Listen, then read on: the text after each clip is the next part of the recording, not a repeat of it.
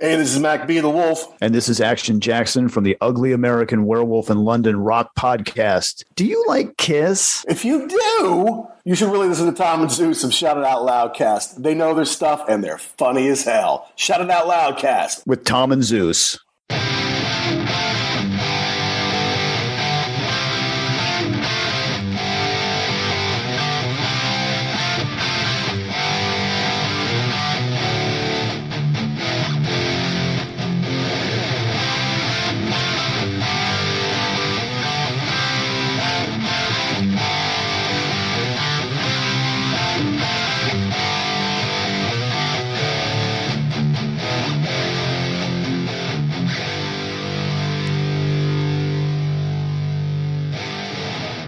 Greetings and salutations. Welcome to Shout It Out Loudcast.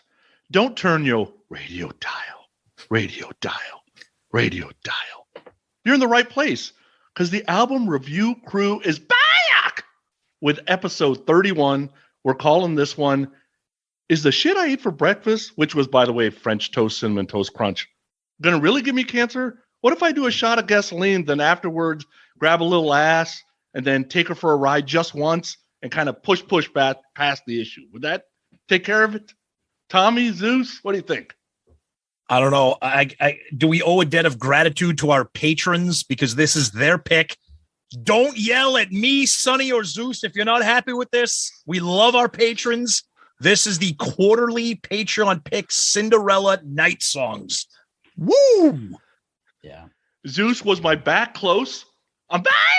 Was that close? I thought it was actually pretty good for I swear I was going to just compliment you, but my mind went to something else about the whole, 3 or 4 times a day. And it's more like dropping hot ass 3 or 4 times a day rather than none of us are getting ass 3 or 4 times a day. As much as I want to give Sonny credit for the Tom Keifer back, let's be serious. It's not that hard to do. Oh, come on. I can't wait because I know once again, Sonny's been playing coy. I'm predicting, we haven't heard him, we haven't said anything, that Sonny's going to love this album. That's my prediction. Desert Island Disc #1. Yeah. Yep. We'll see.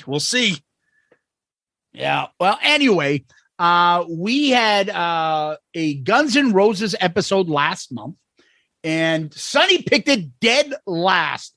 And we got some feedback on whether he was brilliant in that assessment or a kissed-hard in that assessment.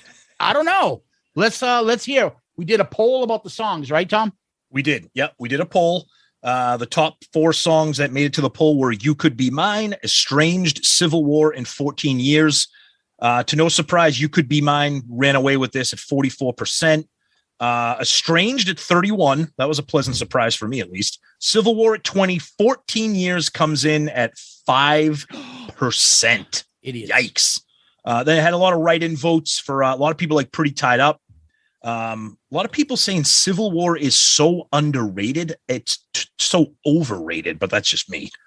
Let's see. Twisted Kissed Her. Of these, You Could Be Mine, then Estranged. But for the album, it's probably Locomotive or Breakdown. Genius. Who is that? Twisted Kissed Her. I can't believe I'm saying that. Genius. My World is the only dud, and it's a big one. I got a man-sized dud. It is a big one. Oh God.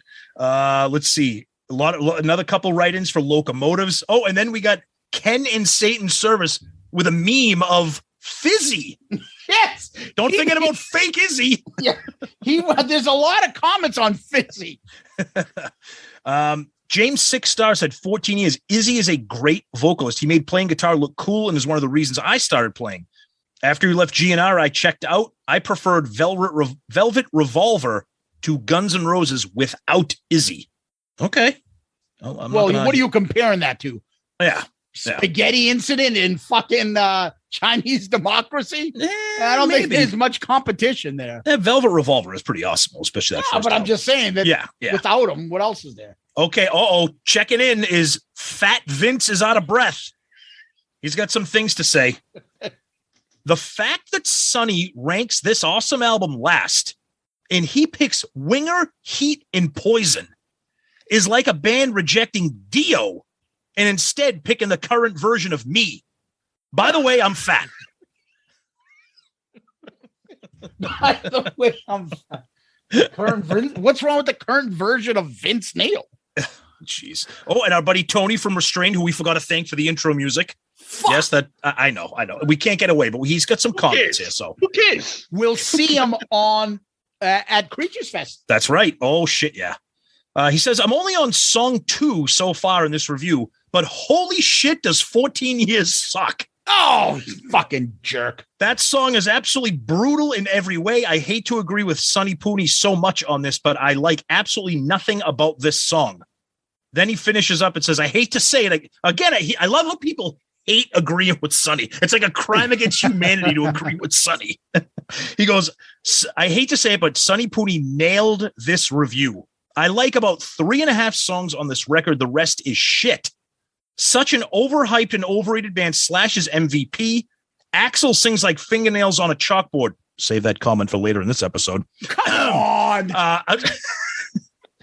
He says Heat 2 is better than Use Your Illusion. Yes. Yes. Yes. You know this comment that sticks out the most for me in that? What? Why does he call his best friend Sonny Pooney? Well, no, I'm reading that because he's tagging him. I'm like, why is he? My friend Tom Gelati. No, it's the Twitter tag that I'm reading. Yeah. Like, what the fuck? Let's see. MD. I'm not sure what's longer, this episode or Estranged. Seriously, thanks for the reminder that Use Your Illusion should have only been one album. Don't get me wrong. I love Guns N' Roses and I bought both. But man, is there some crap on both of them. I fucking hate when people say cut albums down. Fuck that. He didn't say that. First of all, I'm saying it. I agree with him. There is a ton of shit on both, but I like both. No, I want every bad song. I said I like both albums and I like all 15 songs on each, but both have shit on them. I didn't say I wanted them cut out. Oh, no, but I'm saying the stupid comment is this running theme of people that say, well, fucking Hot in the Shade has too many songs. No, it doesn't. All the songs that I would take out are not the songs you would take out. Give it all. If you're too fucking lazy, press the button on your phone and skip the fucking song. I just say, Alexa, next. There you go. Alexa, there goes my fucking thing. Stop saying that.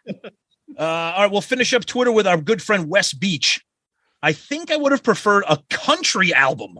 I find Axl's voice much like Geddy Lee's, grating, annoying, and hard to listen to. Dude. We'll see if your podcast changes my mind. This will be hard to top Heat. Oof. Dude, Geddy Lee and Axl sound nothing alike. I think his point was they suck. There you go. Yeah. All right. That's what we got for Twitter, Zeus. What do we got on the Book of Face? Geddy Lee.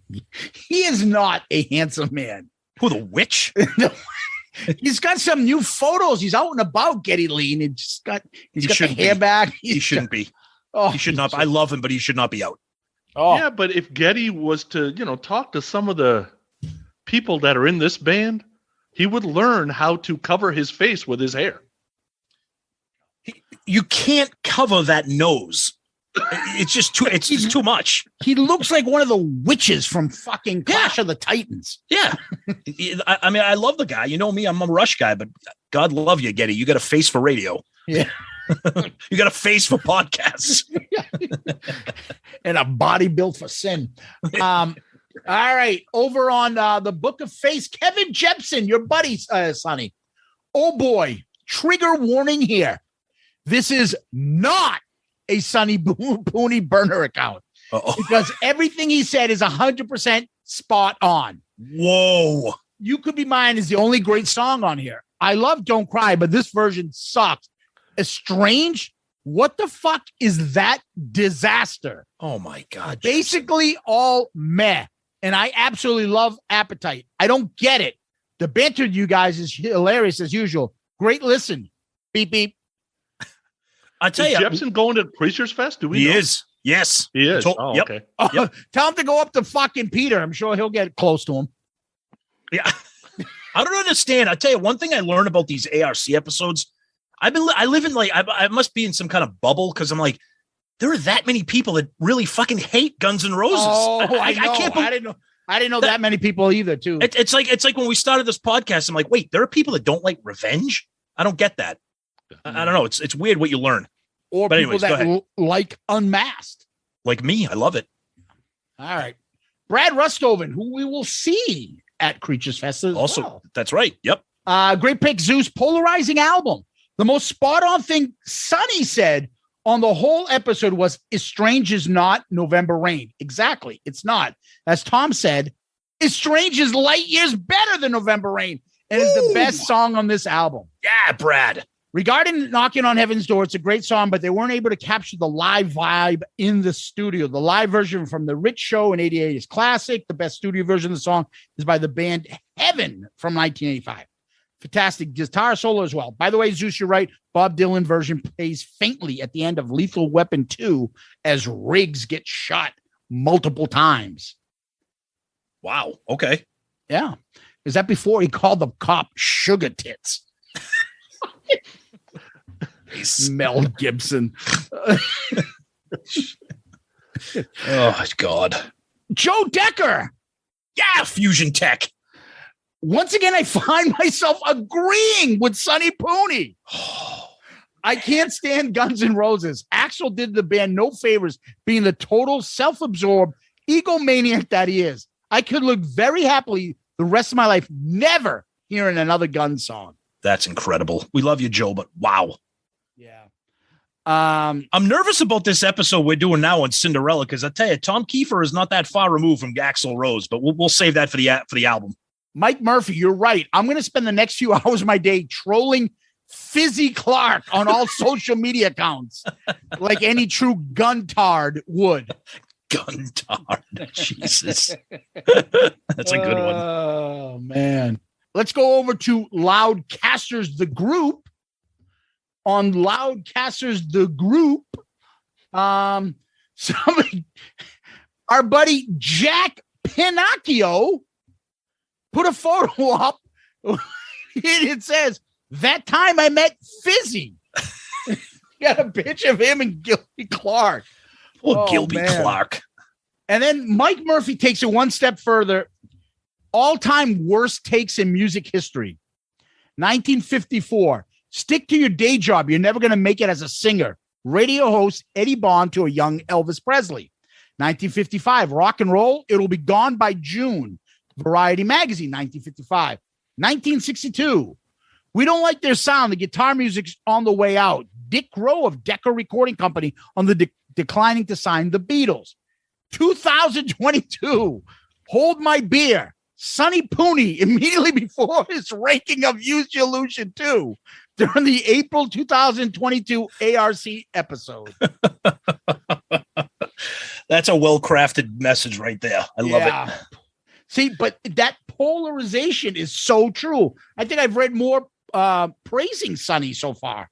Oh, it's amazing. Sonny's the MVP so far of feedback. It's amazing.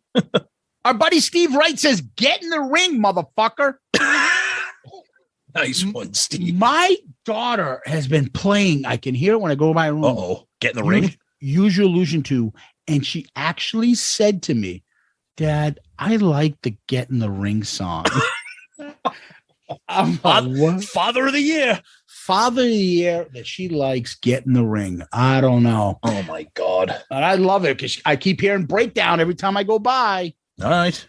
A few people here are talking about, I mean, a couple of people made the same comments. I don't want to read everything, but about record store releases and the impact of this album and what it was like and the nostalgia for that. You know, it's too bad we don't have that anymore. Raymond Gallus. "I like the fact that Hollywood Pooney will go against the grain to champion unsung or relatively unknown artists. But after listening to his selections, it reinforces the reason why these bands are unsung and unknown. They aren't very good, or in the case of Heat, have no identity. But his take on Guns N' Roses gives me pause to ask, do you like Guns N' Roses? Just a terrible assessment." Wow. See? Yeah, all over the map. I love that. I love that. Yeah. Over on our YouTube page, let's go over and see what we got there. FM Big Hair says the McLaughlin Group. Yep. Wesley Bush came out and said the combination of Use Your Illusion album was a record company product. Remember, we talked about how there was one version. It was all the songs without cursing. Many albums are offered with curse and remove the alternative lyrics. GNR wouldn't make censored versions of their albums, so this is what came out instead. Otherwise, Walmart wouldn't sell the originals. Wow, that's a great observation. Didn't even connect those dots. Yeah, nice. Thank you, Wesley. Nicely done. Marty White says, the double album talk was because I said considering submitting Quadrophenia, but didn't want to abuse everybody with a double album. By the way, I like how you guys think Pooney is trolling you through burner accounts. I think he might be trolling you in plain sight. No one seriously likes heat or bad English without being up to something devious. And Asylum as his favorite Kiss album? What about his impossible trivia questions? I bet he's doing the same thing to Polo and others. It's brilliant. Deception at its best. Pooney's been playing the long game, but I'm on to him. I'm just messing, of course. He seems like a good guy, and he has a good sense of humor. Oh, I belong to a Bridget Fonda fan site, and Penelope Red keeps turning up there as well. The last post I saw from Penelope requested a photo of Bridget in a thong posing with the Asylum album. Oh, God almighty. So the Quadrophenia thing, the problem isn't that album. The problem is it's the Who. Yeah, that's the problem. I don't mind a little. The Who? Not enough to do a long album like that. Hell no. Oh. Not enough to do any album. Oh, you got me. Oh, we'll go off on a tangent. Save it. Yeah, just put it aside. Anyways, over to Sonny, right? You get some emails? Yep. Okay, so the first email we got, hey guys, thanks for choosing this album for your latest review. I'm your age as well. Share the same memories of buying both of these on release day and couldn't wait to give them a listen. Loved both of the Illusion records and realized that there's a few throwaways. My World comes to mind. I'm actually a fan of Izzy's contributions to the band, especially on these songs. In my opinion, he's one of the ones that try to keep the GNR vibe that was established on Appetite. Speaking of Appetite, I wanted to go back and listen to your ARC episode, but couldn't find it. But I guess he couldn't find it on Apple Podcasts, but then he found it after a while. Oh, you know what it is? He can't find it on Spotify. That is the only episode we've ever done that Spotify won't play. Yep. It's the very first ARC episode for some reason. I don't know what happened. Yeah. Interesting. Anyway, go ahead. Then he says, lastly, to Hollywood Pooney, what the fuck is a bang zone? You referenced this term multiple times this episode, talking about how old you were and how much income you made. It sounds creepy as hell. I'll get to that in a second. Yep. Thanks, guys. Always look forward to all of your episodes, except for Zeppelin Chronicles. Feels like I'll get my Kiss Dubai Blu-ray before the next episode drops. Well, he wrote this before Zeppelin 2 came out. And then just a suggestion for ARC, how about doing a Creed album? Okay. Keith Weitzel was the person who put that episode together. So the bang zone. So best way to explain it is you're single, no kids, not hooked up with anybody serious, and you're starting to make money. And to me, that's the bang zone in your life because you can do whatever you want with that money. Yeah, and it's not bang as in banging a chick. It's like that's that bang zone. Well, that's part of it. But I know I look at it as like, like the term like sweet spot, like bang zone. It's like it's like the perfect scenario type of description. Yeah. And then the other email I got is from Wesley Beach, and this must be after he actually listened to the episode, right? So what must surely be a sign of the coming apocalypse? I find myself siding with Sonny for a second episode in a row. Like you said, Tom, if you don't like Axl, you're not going to like this, and I don't like Axl's whine and signature snake dance. Not a fan of Slash and his wasted rock star persona and top hats, even though he does get points for supporting a Plasmatics t-shirt from time to time. I found most of the songs on here were bloated with excess verbiage and going on too long. A couple songs I found okay, and any tribute to Johnny Thunders is okay in my book, but even that song was way too much going on in it. If it was stripped down and more basic arrangement, I think it would have been much better. Too many guitar licks on it, making it hard to listen to, and that's my feeling on most of this record. The only GNR albums I can tolerate are The Spaghetti Incident, for their inspired choice of covers, probably mostly Duff choices, and Chinese Democracy with Buckethead on guitar. Buckethead is good. Like Sonny, I would put Use Your Illusion 2 on the very bottom of the list of albums you've reviewed, just under Load. I'm not a Metallica fan either. Hoping the Patreon group can elevate the selection on the next installment. Well, you missed out on a Rush album, so be thankful. There's always next month. You don't know what's coming. I get the next pick. You guys are going to be begging for mercy when you get to mine. So we love you, Wes. Couple more emails. We'll fly through these. We got Adam Stevenson. First time emailing about an ARC episode. Love your honest reviews about some great and timeless records, along with some of the worst absolute shit that has ever been recorded. I went back and listened to your Appetite review and the Use Your Illusion review in preparation for this email. This month's episode with Use Your Illusion is a personal one for me. As I was broadening my musical horizons in high school, my uncle told me about Guns N' Roses and let me borrow his Appetite CD, and I fell in love with it. It was a complete 180 from the other 80s bands at the time. When I told him about it, he gave me Use Your Illusion 1 and 2. The joy and excitement for 30 new songs soon turned to disgust and confusion. I played them once, and they have been collecting dust for 15 years. This was a band that had 5 years to create a solid sophomore effort, and what we got in return was a bloated, unorganized mess that shows the band was cracking from the weight of their grandiose excesses. Ooh, that's a great sentence, even though I disagree with it. Well said. I agree with Sonny awarding this album with the new title of Cellar Dweller dead last. How a band can fall so far from the pinnacle of perfection by kicking the teeth in on the music industry to this pile of garbage baffles me. It's funny how a band that has only released 6 studio albums holds such high regard among rock and metal fans. An absolute killer album, a lazy half acoustic, half cover album, a polarizing double album, another covers album, and a Too Little Too Late comeback album. One could even make the argument that Guns N' Roses is nothing more than a glorified cover band that was able to catch lightning in a bottle with a few good originals and ride that wave into eternal glory and fame. Cheers, boys, and thanks again for all you do. Wow. Whew. I'm not going to agree with everything you said, Adam, but very well written. Stephen Wood, first, great pick from Zeus. It's impossible not to have an interesting discussion when they Use Your Illusion albums are the subject. Having said that, it is a bit of a turd burger, isn't it? It contains 2 of the worst songs ever recorded, Get in the Ring and My World. Oh! But also one of the best GNR tracks of all time, Estranged.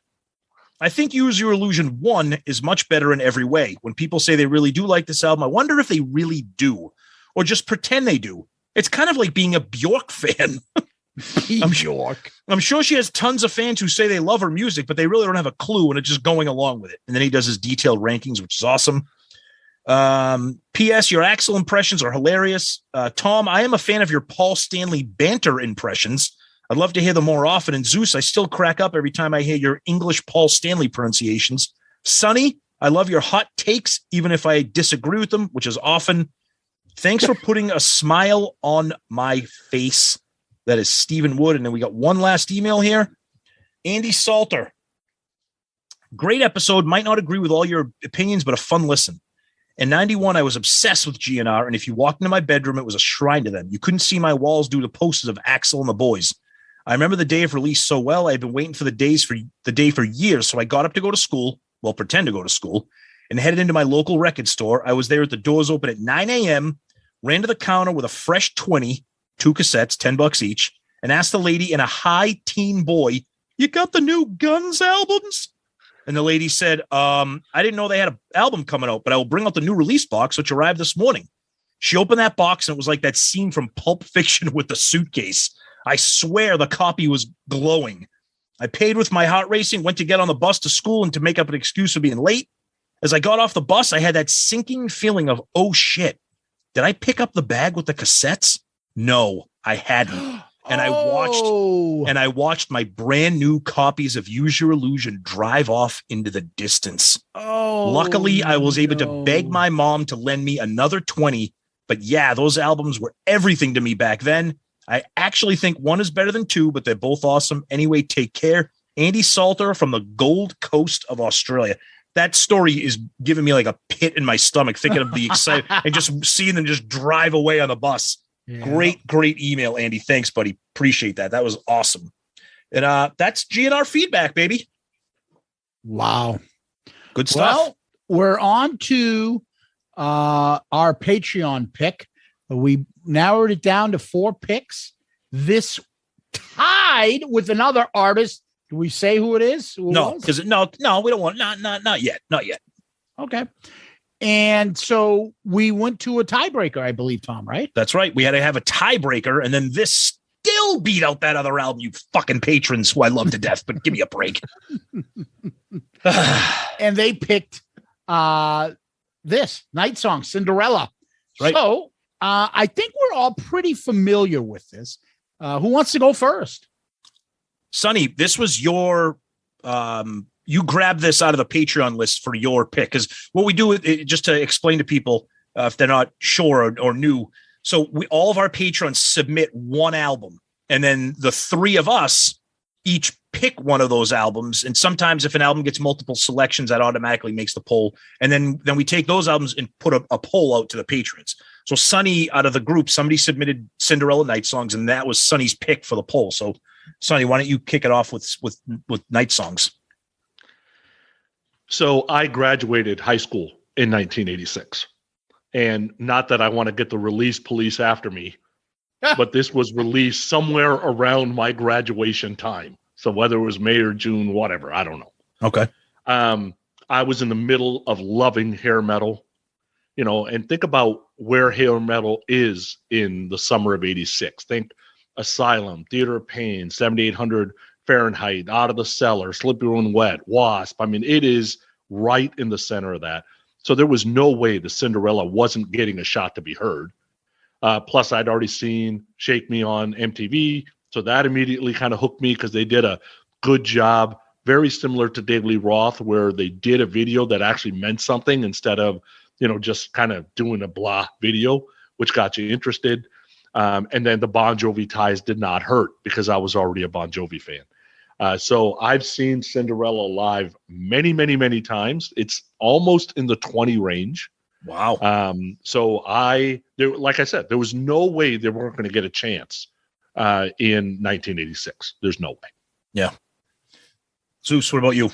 Well, for me, this was one of those bands that I picked up from my brother. He was playing this song. He must have picked up from his friends. And then I remember him playing Shake Me. And then I was like, oh, I like that song. What is that? And then next thing I know, MTV, Nobody's Fool. I'm like, oh, that's the band that he was playing that Shake Me song. And then, there's something about the production of that Nobody's Fool that didn't look like it was made in someone's basement. Go look at the Helix fucking videos done at the time, and then tell me you don't see the difference. And so, I gravitated to that. Junior high, this a fucking hot chick, and the ugly stepsisters are actually smoking hot. It fit the image. That's what guitar and hair bands and rock stars look like. And the song was pretty, I don't know, cliche for the times, and it rocked for me. And I bought the album, and I bought their next album, and I bought their next album. So I'm very familiar with this. So I was actually pleased that somebody picked this, and it wasn't one of my picks that I would have later on. I'm glad that Patreon people selected Night Songs. Yeah, I feel like since you've got 3 of the albums, you have 75% of their discography. Oh, I didn't know. They don't have anything else? They only got 4 albums. Yes. Hey, that's it. I might go buy the last one then. Yeah, Still Climbing is like the underrated one that a lot of people talk about. That's right. And that was the last one. Yeah. Oh, yeah. Motley Crue, the fucking self-titled. Oh, yeah. Fucking people love all that these one. People love these albums that none of us have. Oh, Skid Row's fucking whatever. Subhuman Race. Oh, it's the best. It's funny because I feel like this would have eventually been a pick if Patreon didn't do it between the one of us here. But yeah, I have. It's funny. I have a vivid memory of me learning about Cinderella or hearing about them, and it was youth hockey. I played hockey growing up in Medford, and I remember in the locker room, I think it was after a game. It was one of the kids like, "Guys, have you heard this song, Shake Me?"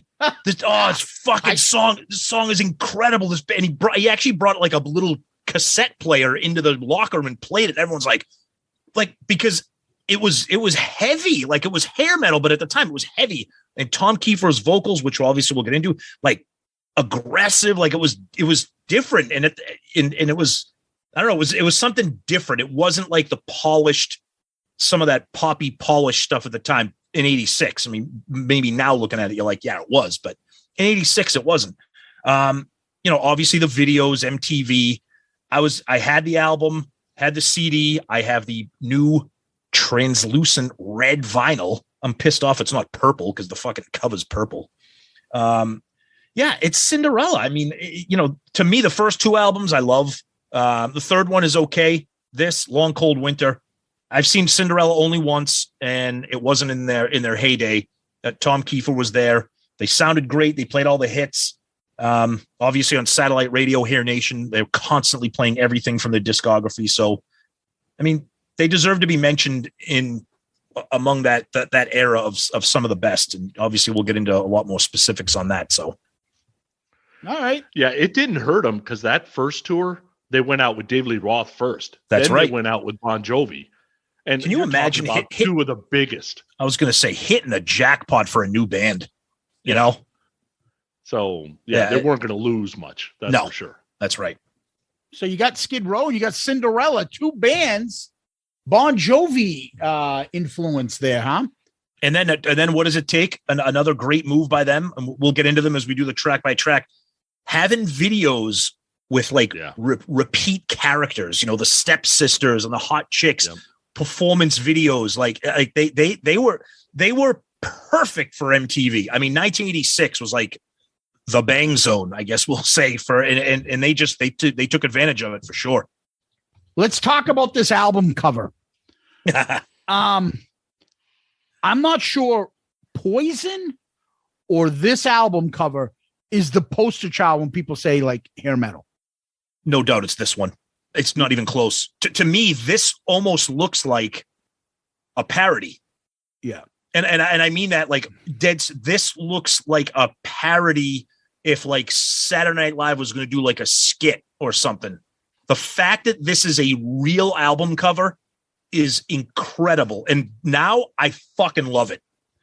I love it. It's this is everything that you could tell, like the thrash metal guys, the grunge guys are looking at and being like, exactly. I fucking hate this. And Beavis and Butthead are looking at this and like, you got their clothes at the rock and roll store at the mall. Like, like choreographed and not authentic. And that's the shit that sometimes pisses me off, is because this music gets deemed as, it might not be lyrically Bob Dylan, but it's still fun, good music. And it gives it, the image that is associated with this, like these guys are idiots. None of them are talented. This band, I feel, is talented. Definitely. Is very talented. But the problem is, how many bands came out right after him looking like this? That's exactly why I think, I've said it before, that's exactly why I think Long Cold Winter has a plain white album cover. It's the exact op. They were probably like, nope, not again. Yeah. Plain white album cover with our Cinderella logo. That's it. No pictures of nobody. Yeah, Tom, revisionist history here by Tom, right? Yeah. He tells stories about that to fit in to get signed. But then you hear about fans that saw them in the clubs before they got signed, and they were already dressing like this. So that's a bunch of crap, right? It's not like the record company made you do it. You knew you had to do it on stage already. I like the purple too, and I think the logo's cool. Yeah. These four guys, dude. Okay, first, Jeff with the pirate shirt and the zebra spandex. Is that leggings with his red boots? I think those are leggings. Oh my God. He's at the skating rink skating with leggings. Yeah. Yeah. And then, so Eric, for first he stands out because he's the only blonde, but then you got to pull on the scarf to show the fingerless gloves, right? And then he's mean mugging the camera for some reason. I don't know why. But he's also the fucking hairdo. That is a wig. Oh, yeah.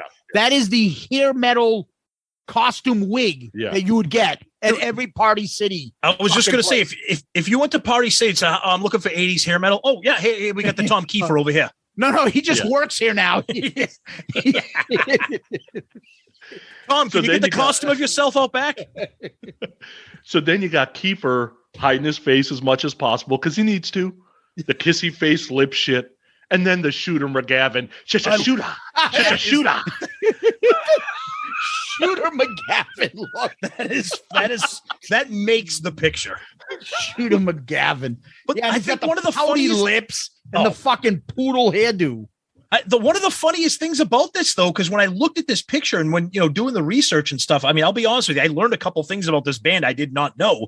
Like 2 of the original members left and started Brittany Fox, which is fucking hilarious because they look like they belong in each of these bands, right? That's exact. When I read that, pirate shirts, dude, I'm like, that's why Dizzy Dean looks like Tom Keifer. I mean, even though Dizzy Dean wasn't like that guy, but I mean, similar styles and voice, similar look, the pirate shirts, the big mouth, and the vocals.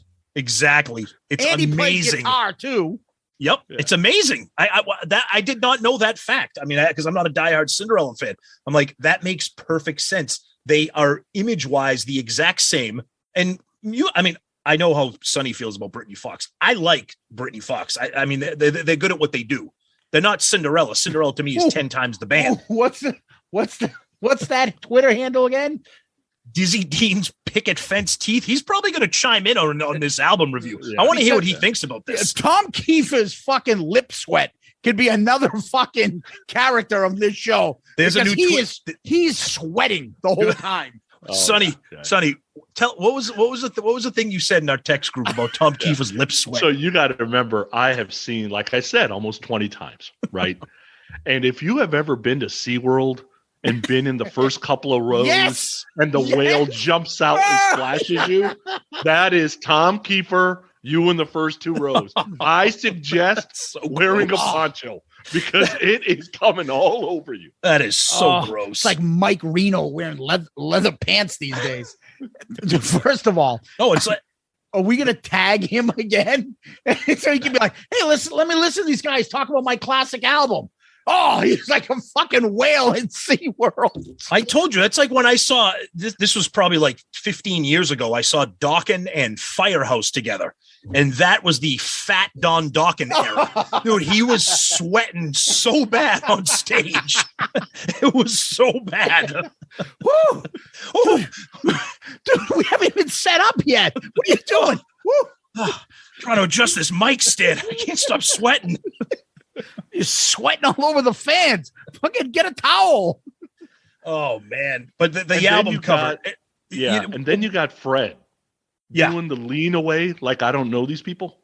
It actually kind of looks like he's ripping one. And you look at it, there's that cloud of smoke behind him. It almost looks like a visual.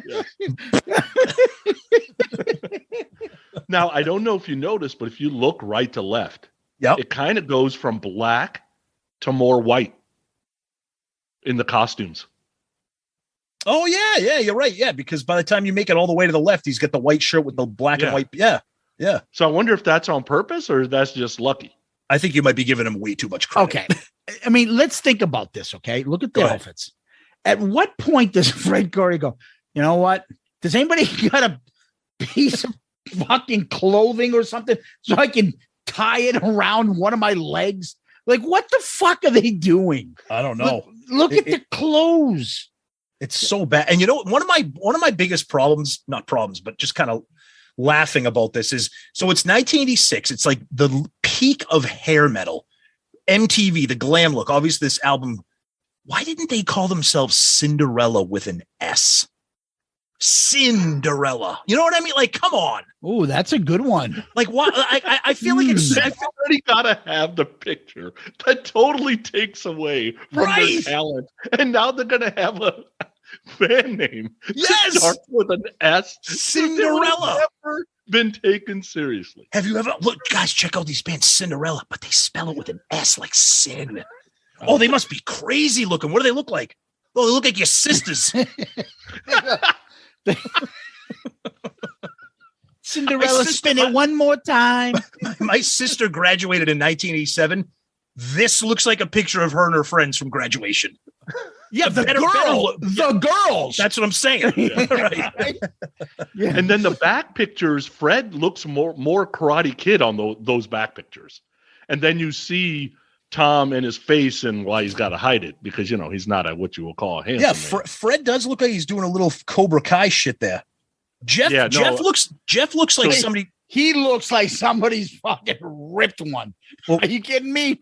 This? Yeah. So that is not the same picture as you get on the back of the vinyl. Yeah, the back of the vinyl has different pictures.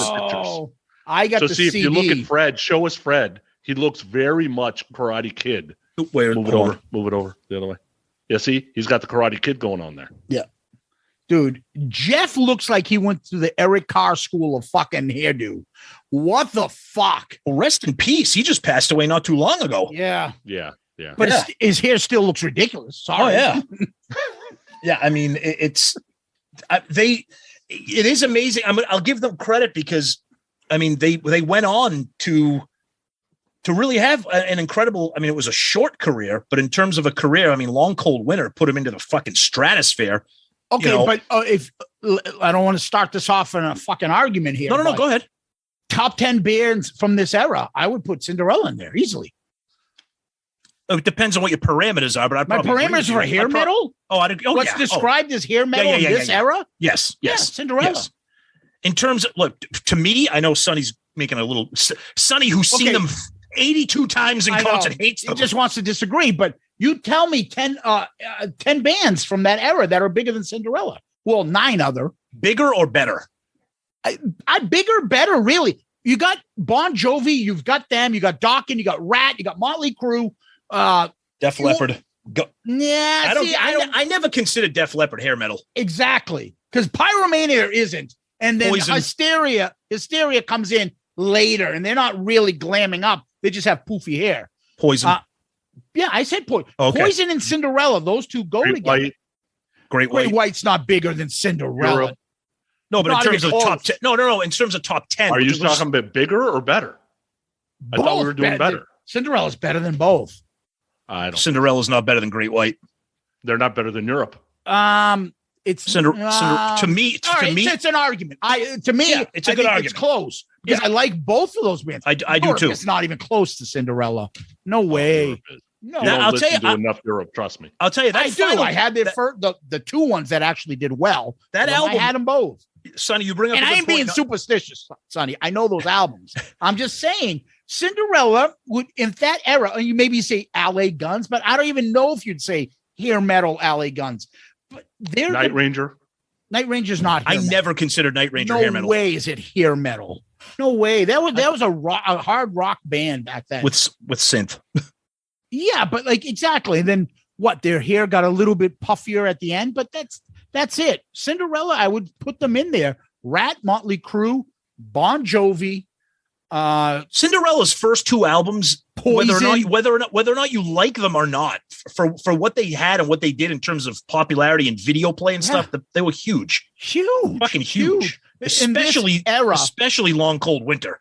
Those 5 years where hair metal fucking ruled. Yeah, Cinderella's easy top 10. And I also never considered Tesla hair metal. I might be on an island. Exactly. I might be on an island with that. You might say, Kiss's records had a couple platinum in a row, or like you said, Night Ranger, but I don't consider these guys lived and died in hair metal. There was no non-hair metal legacy for these guys. They tried that era. That's why I don't conclude Def Leppard or Night Ranger or Kiss or Aerosmith. Kiss had a hair metal album. Yeah, but they lived outside of that parameter. These guys didn't. Yeah. So in that era, in that genre, I would say Cinderella easily top 10. Well, it's a good argument. Well, I'm sure we'll get feedback on it. At least success-wise. Yeah, success-wise, yeah. Dude, Great White did not have a triple platinum album. Or I will. Yeah, but we're not going to get into the record sale argument again. No, but I'm saying like they weren't as big as these guys were. No, but they had bigger. Their singles were bigger than Cinderella's singles. Really? I think Once Bitten, Twice Shy was probably bigger than any single that Cinderella have, with the exception of Don't Know What You Got Till It's Gone. Yeah. Well, Once Bitten didn't go to number one. Yeah, I know. I know, but I'm saying like I think I don't know. Did it go to number one? I don't know. That ballad. Which one? Save Your Love? The Angel song? No, the Angel song. I'm saying Cinderella's. Don't Know What You Got? Oh, yeah. No. I hope not. Hell no. I'm not a fan of the song. I'm just saying I thought it went to number one. No way. That's a bad song. Oh yeah. It went to number 12. My bad. That's too high. That's too high for that song. Yeah. I agree with you. I think it's not a very good song. Anyway, let's move past this. Yeah, but I will say this just real quick. I will say Sonny has a point. I think Europe gets unfairly trashed because of the Final Countdown song. I love that song. No, I know, but that's a good album. That album is amazing. That's a really good album. It's a good album. It's not an amazing album. It's a good album. It's an amazing album. It's a good. Jeez, terrible. It's better than the one we're about to talk about. Oh, dude, you guys are nuts. Sonny, pick it for your next pick. Come on, let's do it. Let's do Europe. Yeah, it's Sonny. Go ahead, pick it. Yeah, Sonny, do it. Tom, it went to number 5. What did? Once Bitten, Twice Shy. Yeah. Went to number 5. Yeah. And I don't even like it. I love Great White, and I don't like that song. That song kicks ass, and the video is even better. It does not kick ass. Nothing about that song. Bill Maher on lead vocals. Oh, kills in karaoke. That song kills at karaoke. Well, they're going to have karaoke at Creatures Fest, and we're all going to be there. So, and then in the middle of the song, Sonny, you'll wave us on, and we'll be like Bobby Brown girls, and we'll walk over and start singing with you. Like, oof, be careful, some of those Creatures Fest chicks. Which don't walk Bobby over. Brown? Yeah, which Bobby Brown? Warrant Bobby Brown or New Edition Bobby Brown? Well, not the one from Stranger Things, Bobby Brown. Oh yeah, that's right. Yeah. You don't want podcasters run up to anything. Oof. Yikes. All right, let's get into a couple of the facts here of night songs. Okay. So it went to number 3. Wow. Yeah. Released June 9th, 1986. 3 million copies, triple platinum. This is the thing, Tom, you told me that you were shocked. It's produced by Andy Johns. Where the fuck did they get that? I don't know. Andy Johns, the engineer of, listen to this.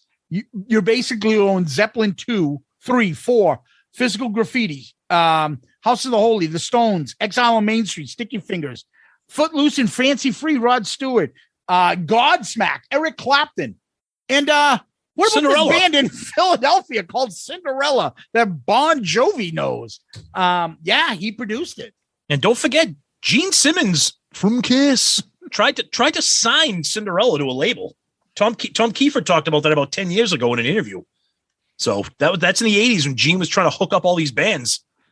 And Paul's like, stop with these B-act bands trying to sign people and come back and do songs. We got crazy nights to record. Yeah. I've got a hit on my hands called I'll Fight Hell to Hold You. Oh, Jericho got so mad at us that we shit on that song in that episode. That is a great song. I love that. He's just kissing ass. He doesn't like No. I love that song. Do you really? That song Crazy is Nights terrible. Is a great album. Oh, I agree with that. I love Crazy. I love the album.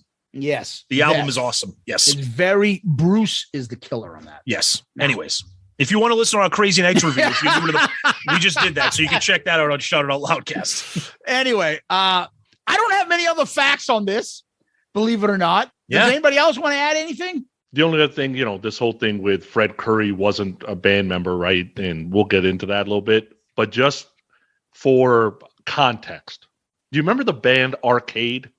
Yes. Yes. What did they have? I remember the name. I don't know if I know their music, but I remember. I don't know their music that well. Is it Arcade Fire? Singer, right? No. So they released 2 albums. Okay. Fred Coury was a drummer there. He's played on more Arcade songs in the studio than he has Cinderella songs. Really? Yes. Holy shit! So Arcade is Coury wait a minute. Arcade is Stephen Pearson. That's right. That's right. Okay. Oh, that's how I know it. Yeah. Okay. Wasn't he in Dawkins too for a little bit? He didn't play on any of the albums, I don't think. Dude, he didn't play on the second album? Nope. What the fuck? He was in the played band. on 12 songs total. Look at Every the song on Heartbreak and one song on Still Climbing, and that is it. If you look at the notes for Night Songs, it has Tom Keifer, Jeff LaBar, Eric Brittingham, Fred Coury, and then in parentheses it says does not play on the album, joined shortly after it was recorded. All right. How is he not playing on the second album, though? Don't know.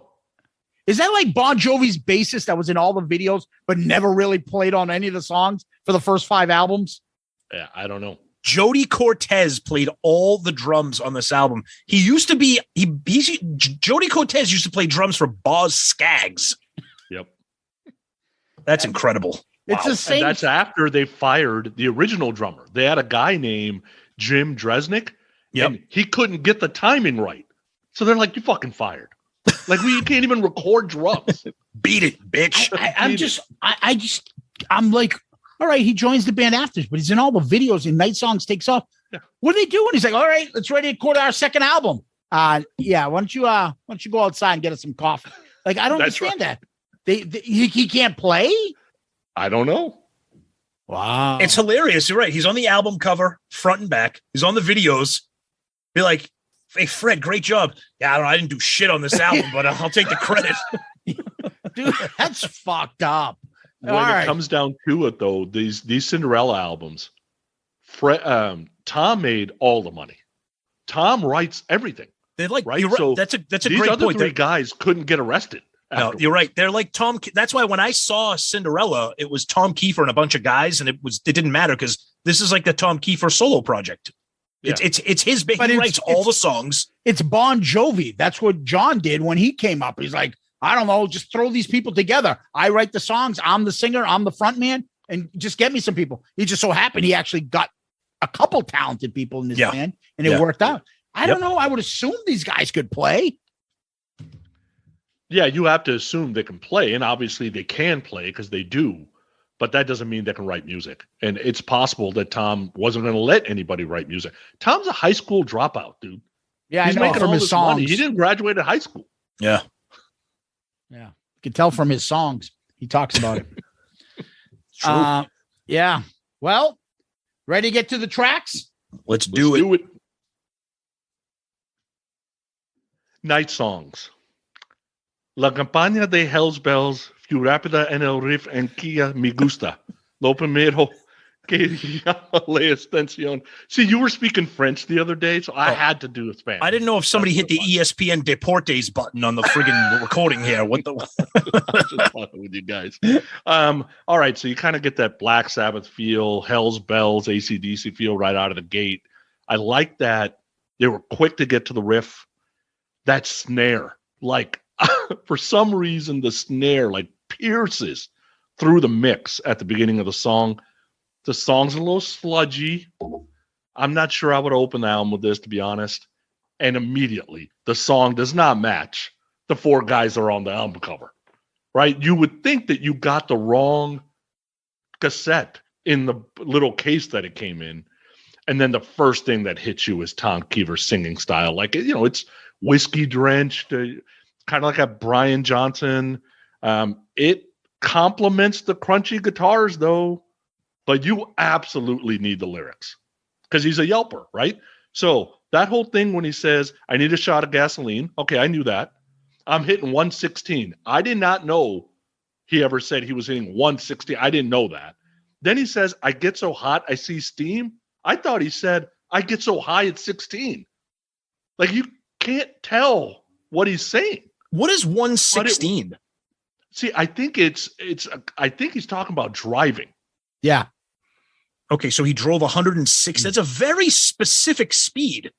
Yeah, it rhymes. Okay. Because you need a shot of gasoline. I guess you could have said 115. Okay. In the end, I think it's a good song. I just wouldn't have opened the album with it because it kind of gives you shock value. I guess it works in a stance of it gives you shock value that what you see on the album cover isn't them, but it's not the super catchiest tune on the planet. So there was much better songs on this album that I would have started the album with. Yeah, I'll agree and disagree a little bit with that. I'll agree that maybe it wasn't the best choice for opener, because it is a slow song. It's a sludgy song. But the thing I like about it, it's a ballsy move opening the album with it, because for exactly the reason you said, it doesn't match the visuals when you open up the cassette or the CD. You put this in and you hear those bells, and then that, like I have that written down too, that snare. But the way that little na na na na na na in the background, but the way that it's produced, it's almost like it's in the background, like echoing over the song. It's like it's not in the forefront. It's almost like it's just behind you as you're listening. I think I love the chorus. I love the chanting in the chorus. It's cool too, because this is also unexpected for hair metal. That little solo, it's almost like an Yngwie type of like classical type of solo that he does. It's not your typical like hair metal, like riffing solo type thing. I think it's an absolute ballsy standout track on the album. Right off the bat, you know that this ain't Poison, this ain't Bon Jovi. This is something hard and heavy. I think the production on the album is spectacular, gives it a thick, full feeling. Great tune. I'm kind of 50-50 on whether or not it should have been the opener. I think it has its pros and cons. Night Song. So everything's written by Tom Keifer. There's no other person. Yep. So I'm not going to keep doing the songwriter on this. They're all Tom Keifer. Nobody helped out. So yeah, Sonny, you hit it. It's Hell's Bells. It's a Brian Johnson type vocals, which I never understand what the fuck he's saying. It's the same thing. Like I those lyrics too. When I always have to pull up lyrics when I listen to these songs with headphones, because I'm always like, what? Yep. I never would have guessed. And then I'll go back to the song again and be like, do I remember those lyrics again? Again, I'm like, what the fuck did he say again? I have to put the lyrics up because I can't understand them. But I like it. It's a decent song, and that's as far as I go. It's decent.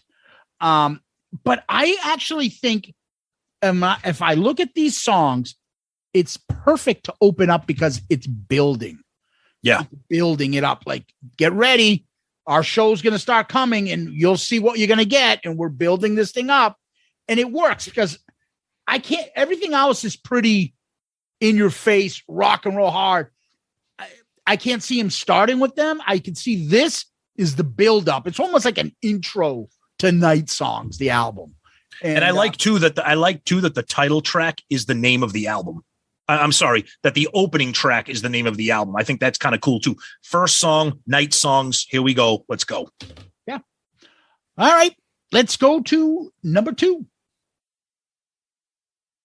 Shake Me. So there's a story out there that when Shake Me came out as a single, Howard Stern was playing it on the radio. And Howard Stern wasn't completely syndicated yet. He only had syndication in the Northeast, but it definitely helped the band get exposure. This is a song I would have opened with. It's immediately catchy. This is why they got everybody on the video too. The video's cool. We'll talk about that. But the song is cool because it's got this nice pace. It feels a little AC/DC. It's got this instant classic feel to it. I've heard this song 1,000 times. I never get sick of it. That All Night, to me, it feels a little country because of that little break in the middle of every time he says all night. Yep. It would be impossible for me to stay in key with that weird note that he's singing there. But that just kind of adds that bar band blues feel that I absolutely love when the melody's good and the guitar solo's good. I really like the breakdown. I like how they build it back up to the chorus.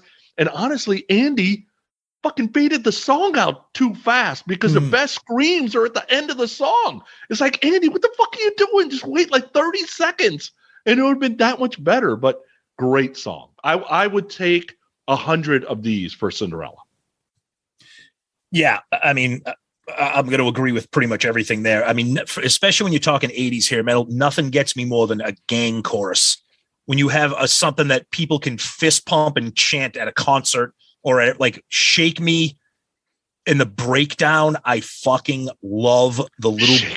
I love that. I love it. The song kind of quiets down, and then it just and Tom Keifer just kind of gets you amped up again as it kicks into gear again. For as popular as this song is for people like us that follow this music, I feel like the song is not popular enough.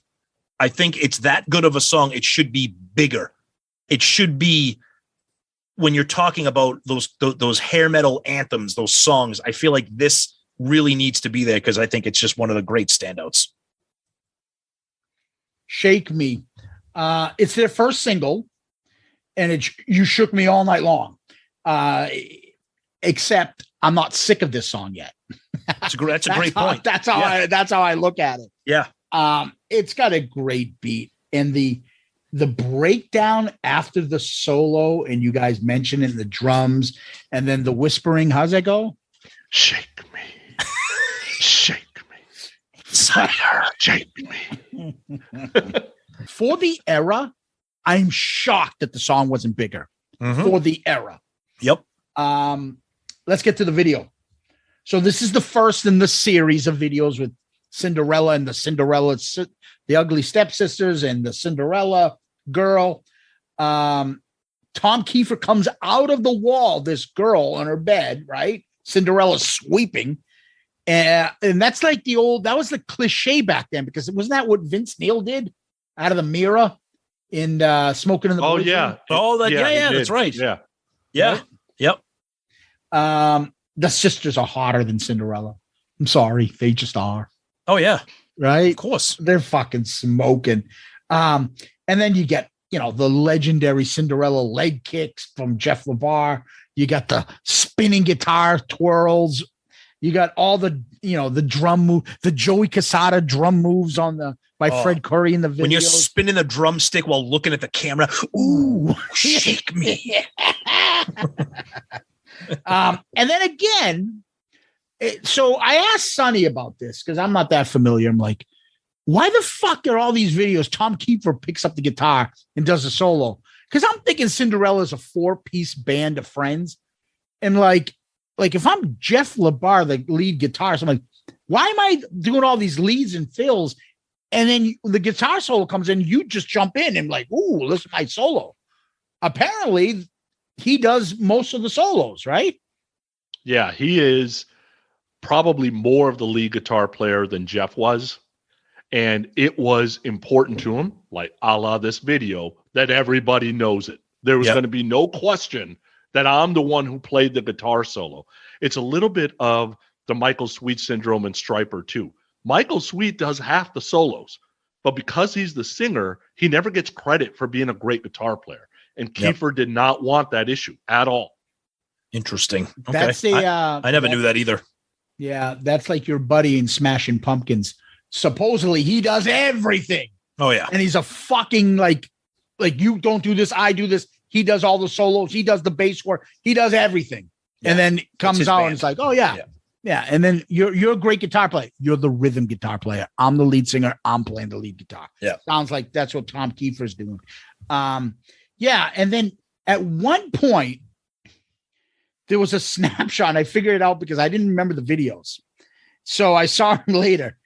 At one point, there's a close-up of a Carmen Apiece Bark at the Moon look that some guy does that I'm like, who the fuck is this guy? And it was pulled up Beavis and Butthead, like, who the fuck is this butt munch? I think all of a sudden, the videos, who the fuck Jeff was this Harris. guy? Yeah. Oh, Jeff okay. Harris. The keyboard guy. Yeah. Yep. You don't see him at all. And then for like 2 seconds. 3 seconds. The camera just goes on the guy. He's like, ooh, in his pirate shirt, just like Carmine does in Bark at the Moon video. And ooh.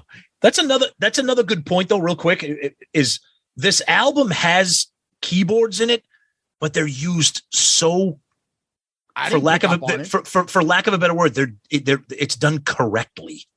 It's not crazy nights. They're done, and when they're used, they enhance what you're listening to. They don't overtake what you're listening to. Yeah, I couldn't even tell. If you told me there were no keyboards, I believe you. Yep. So here's the crazy part: is they've had a keyboardist with them live the entire time, right? Yep. Well, in later albums, piano shows up. Mhm. When the piano shows up, Keifer's playing. Of course. He doesn't allow the keyboard player to play the piano Yep. because he is Tom Keifer. And everything has to be done by Tom Keifer. And the piano is cool. The keyboard isn't. Well, That's right. if it's a central part of the song, I need to be seen as the one performing There it, you go. Right. Yeah. right? That's And the only other But thing he was doing a lot of twirling, right? And the whole hugging himself. What do you think he was, Kip Winger? Ooh, look at me, Kip Winger. Yeah, he does like a lot of those moves. And one time he did like the motorboat move like Beyonce. You notice that? He did it like, woo. I don't know what he was doing, but When he's doing those big roundhouse like Yeah. guitar thing, because he's long, skinny, and lanky, Yeah. dude, it looks cool. Yeah, Like he yeah. is the I don't know monster. about that. But No, I think it looks cool. he is a big dude, like in terms of height, like or either that or it's the 9-inch heels on the cover of the album that make him look that way. I can't tell. I don't like lead singers being the guitar, holding the guitar when I'm not used to them with the guitar. Eddie Vedder, get the fucking guitar out of your hand. So wait, you didn't know that Tom Keifer played the No, guitar at all? I do, but as a rhythm guitar player, Okay, I don't want to see him doing leads. Doing and leads, and here's the other one: Mick Jagger. Put the fucking guitar away. You got two legendary guitar players. No one needs to hear you. No, oh look at me. I can play music too. No, put it away. Same thing with fucking Eddie Vedder. I cringe when I see it, and I don't want to see the lead singer come up. I don't want to see Paul Stanley doing solos either. When you got Ace in the band, that's stupid. That's my opinion. Oh, is that why you don't like World Without Heroes? Because of Paul Stanley's solo? No, because the song sucks. Or I Love It Loud.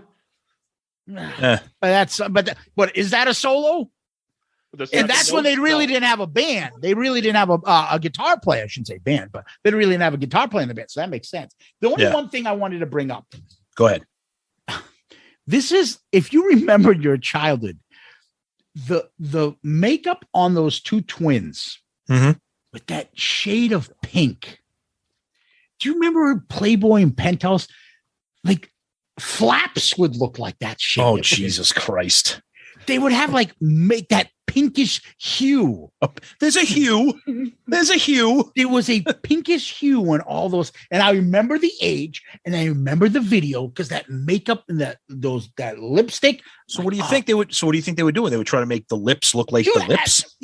I'm just saying, do you not remember having Penthouse and Hustler and stuff? And they would be like, there's this thing about flapses and being like pinkish. I was reading Jugs. Yeah. And what's the other one that Sonny likes? Shaved.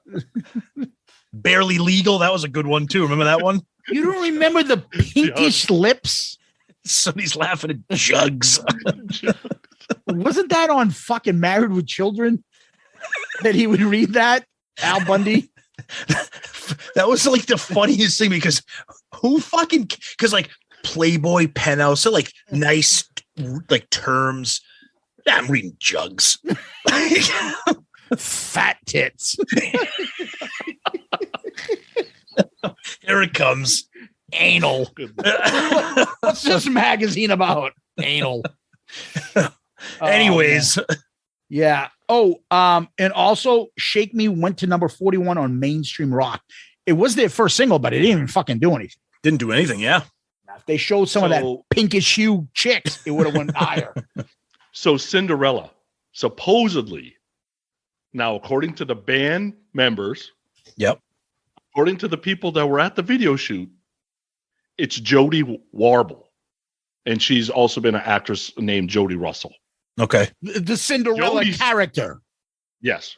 Okay. Jodie says she was never in that video. Wow. That's an interesting contradiction. You know what that is? You know what that is, Tom? Hey. Maybe it wasn't you. It wasn't me. Wasn't me. Well, maybe it wasn't you. I looked right at your face. But I looked right at your face. Hey, wasn't me. Wasn't me. Maybe it wasn't you. Oh, God. I love it. All right. Let's go to the next track. Nobody's Fool. So I remember the first time I put this cassette on, and I'm like, oh my God, this guy's going to do a ballad. After hearing the first two songs, I'm like, oh, this is going to be bad. This is going to be Vince Neil, Stephen Pearcy bad. Like I can't imagine.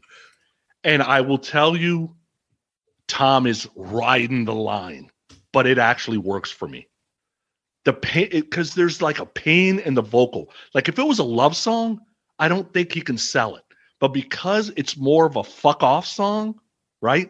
And when I hear the dynamics of when he says like I scream my heart out, dude, I'm like, oh my God, I guess Brian Johnson could have sold a song if it was written this well. And then the volume swells before the second verse is great. That one hit on the snare before the solo starts, dude, I wait for that hit every fucking time. What a simple earworm. And I'm just so surprised that they pull this off, because 9 times out of 10, I would absolutely fucking hate this song. But I think it's because of the subject matter that it works. Yeah, it's this to me. This is, I mean, everybody knows the power ballads, the 80s hair metal power ballads. Most of them are complete and total shit. This to me is absolutely top tier, upper echelon hair metal power ballad. So it's a fucking standout. And Sonny, you said it, and I have this written down. The lyrics, the story he tells, the passion behind what he's saying.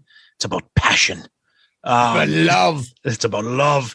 But the best thing, this is the song where you hear Tom Keifer's singing voice. It's not that Brian Johnson growl. It's not that real kind of crazy shit that he's pulling off. But for you, Sonny, that part that really gets you when he kind of goes into second gear, for me, it's that very first verse when he's sitting there going, I call you on the phone, but you never get a rise. So sit there all alone. When he says it's time you realize, the absolute growl that comes out of him is incredible. And then you go into the chorus of Nobody's Fool. And I'm like, I'm so on board with this band right now in this song. Fucking standout song. Did he say realize, or is realize? Exactly. Like, there you go. Crazy where it is. It's amazing. Where it is. I'm not your fool. And then I love the background singer singing Nobody's Fool, Nobody's Fool. Oh, fantastic. The part of Sonny Pooney will be played by Tom Gelati this episode, because all I've heard you do is praise, praise, praise. And it doesn't sound like what you were saying before. Oh, we're only 3 songs into a 10-song album. Yeah. Relax. We got a long way. It's a long run. Like Jerry Seinfeld says, the roller coaster, click, click, click, click, click, click. We're up. We're going up. Okay. Nobody's Fool went to number 13 on US 100, 25 in mainstream rock. It was the second single. Another like misty buildup. Oh, it's creepy. What are they going to do? Oh, I'm getting scared. It's like that Love Kills from like the Nightmare on Elm Street, Vinnie Vincent. Not like that's a different one. That's a different sound. That's a ripper sound. I like the build up to the solo, and then oh, it's awesome. There's something that they do about, and then this must be Tom because he comes up with this stuff, about like putting silence in spaces between instruments playing, like pauses and then guitar and drum throughout this album. And it fucking works. It's perfectly timed. It's not too long. And he does it just like right before the solo. I mean, I'm used to the song. If anything is fatigued for me, it's this, but I hadn't really listened to it that much recently. So I liked it again in the beginning, but I quickly got, okay, I like it.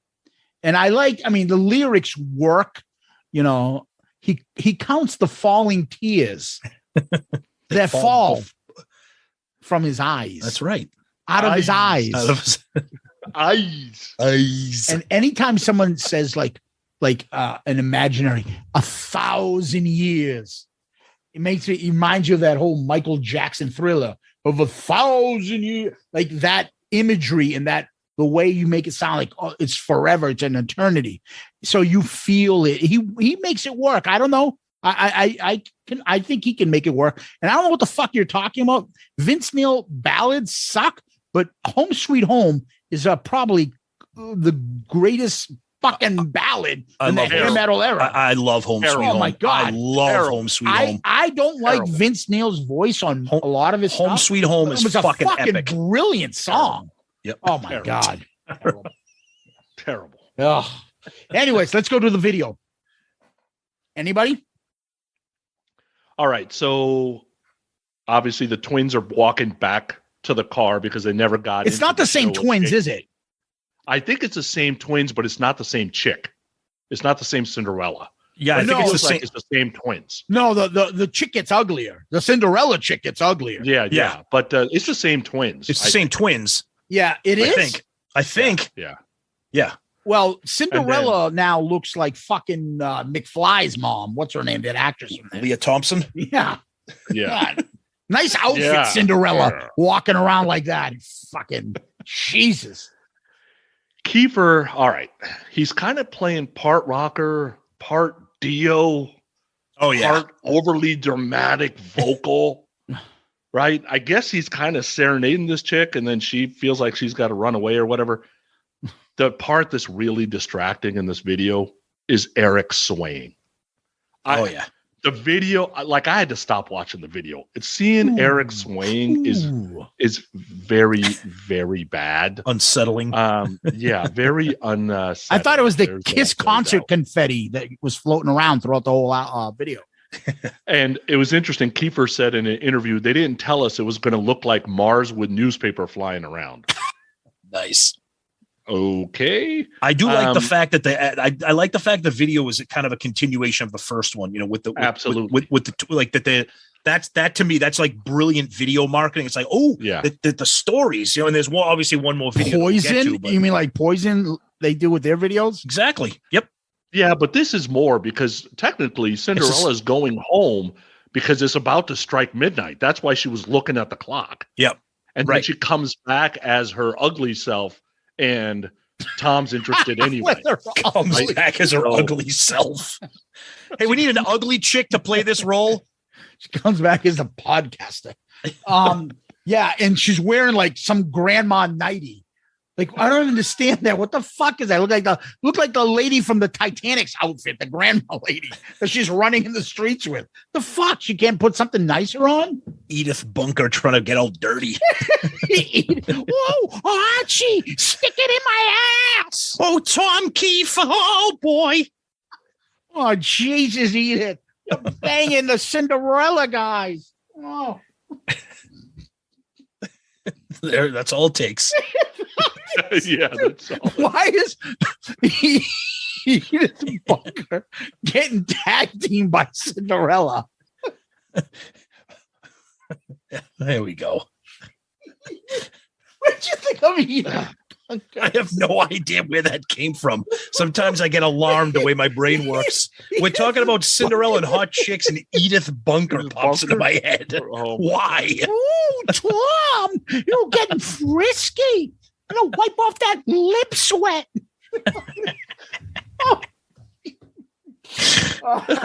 Anything else about this video? It's good. It's good. Yeah. The lip sweat's in full effect in this one, though, big time. Yeah.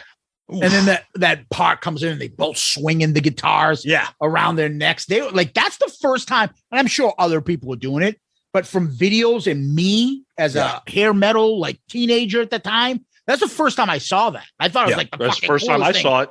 I thought it was the coolest thing. And then they would choreograph it when the guitar drum breakdown. They both did at the same time. Ooh!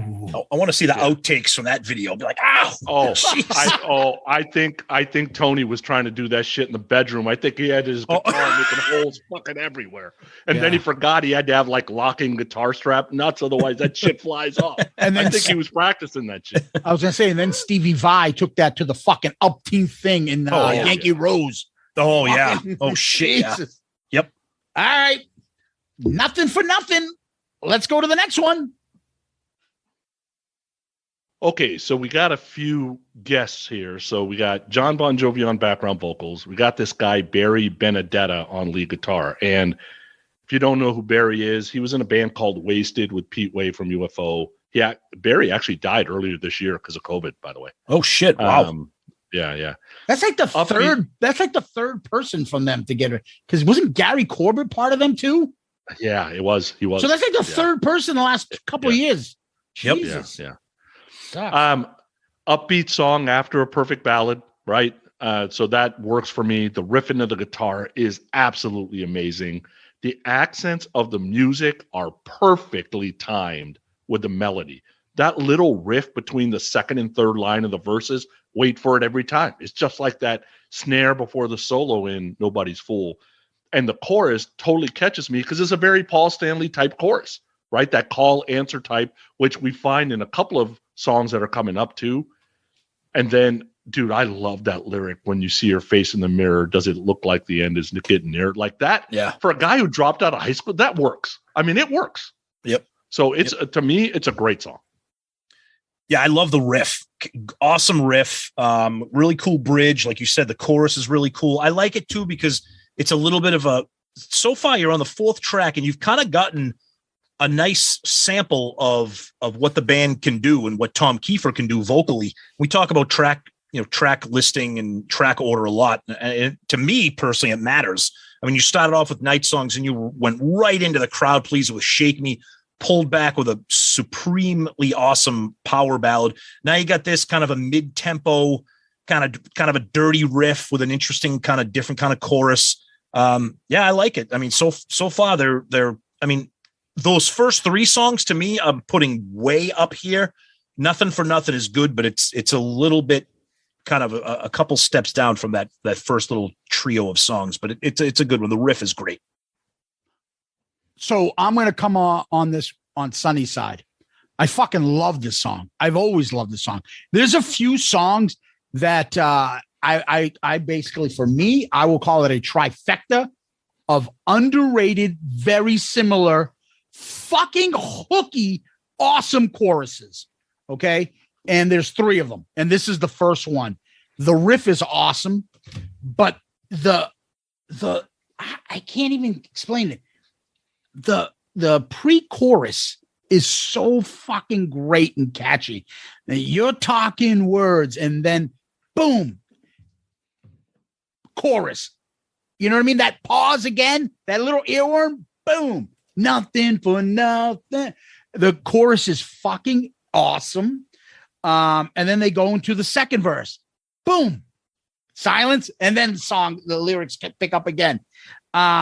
And then at the end, at one point he screams, he does a little James Brown, hey!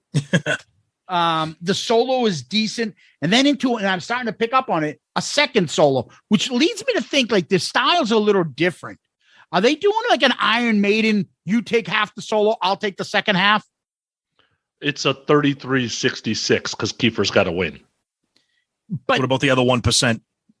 Nobody does that. Those are the breaks.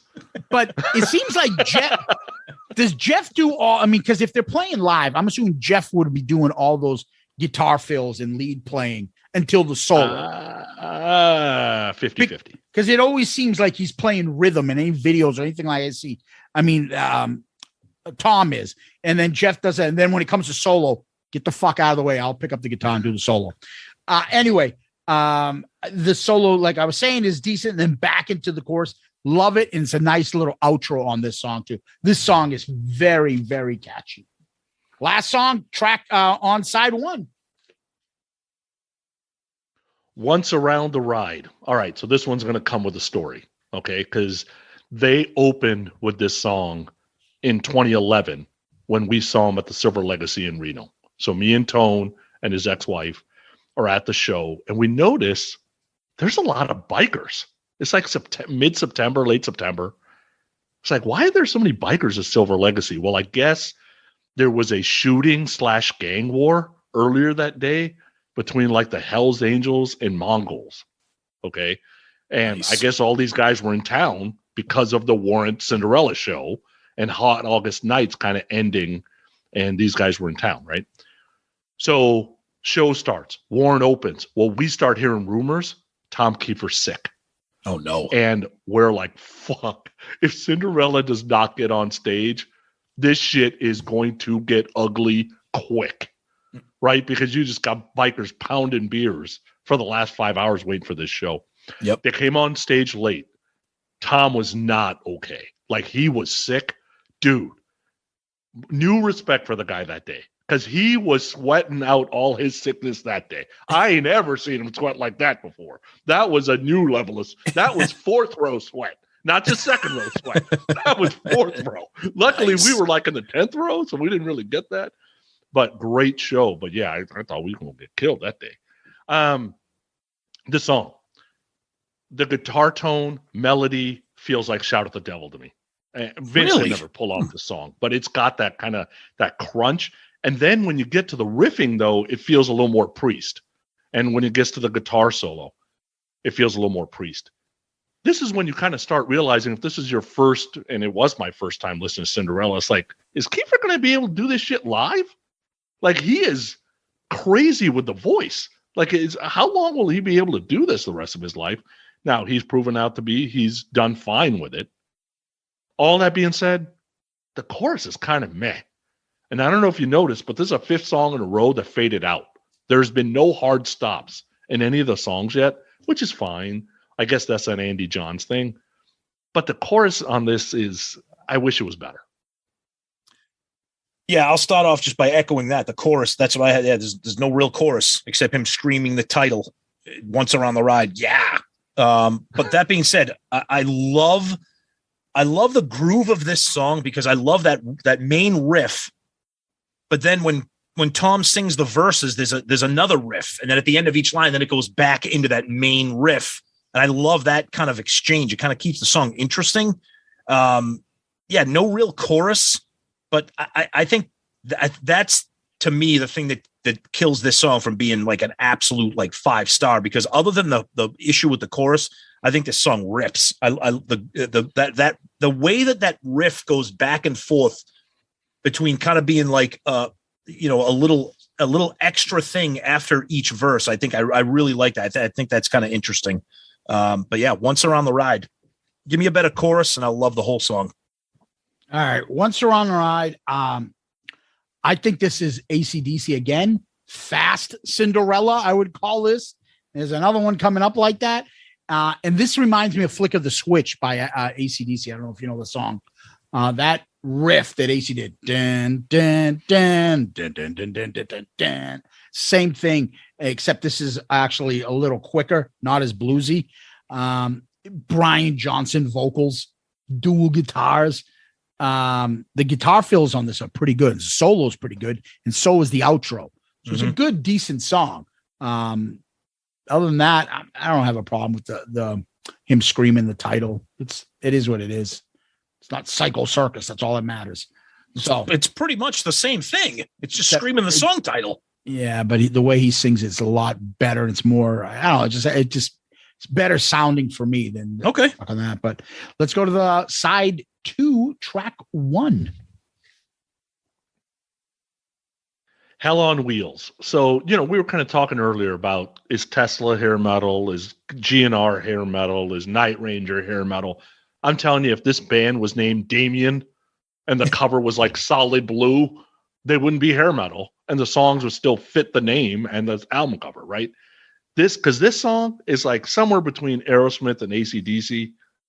Great backing vocals, simple chorus, great harmony. I don't have a fucking clue what Tom is saying, and I don't care because the melody's so good. And I love that musical interlude from the guitar solo back to the chorus. And this is where you kind of get an idea of, all right, these are the Van Halens. The Cinderellas, the Van Halens, the GNRs. They cut their teeth in the clubs before they put this album down, and they had these fucking songs wired. And that's why they sound so great on tape, because they were probably practicing these songs for 2, 3, 4 years. I think it's a great song, although I have no idea what he's saying. All right, I guess this is the first time that we disagree here, because this to me is the first song on the album where I'm like, it doesn't do anything for me. There's no real chorus. It's fast, but I don't a band like this, a blues-based band like this, I don't want to hear this from them. If Once Around the Ride is fast, Shake Me's fast, but Shake Me's like a party anthem. This is too sped up for what they're good at. Like you said, I have no fucking idea what Tom is saying. This is my first big meh, I guess. I guess I'll use the curse word. It's, to me, this is like filler on the album. All right, Hell on Wheels, Fast Cinderella back to back. Fits like a glove is what I think of when I think of this. Really fast and just picking up, throwing words out that I'm like, huh? What? Whoa! You have to read the lyrics to understand what the fuck he's saying. The pre-chorus is great, and that whole part where we've had enough of the raw deals. I love that part of the section. The gang vocals on Hell on Wheels is awesome. Sounds great. I love that chorus on that. I think it's it. And the solo is pretty decent. Overall, it's a decent song. It's not bad. It's nothing great, but I think it's pretty good. I'll take it. Now let's go to the third single. Next song. Somebody Save Me. So to me, sister song to Shake Me. I like the start, has that little build to the first verse. And then I kind of like that first little solo riff. I absolutely love the harmonizing in the back of both verses. Right? Soon as he says that third line, Eric comes and harmonizes with him, which is awesome.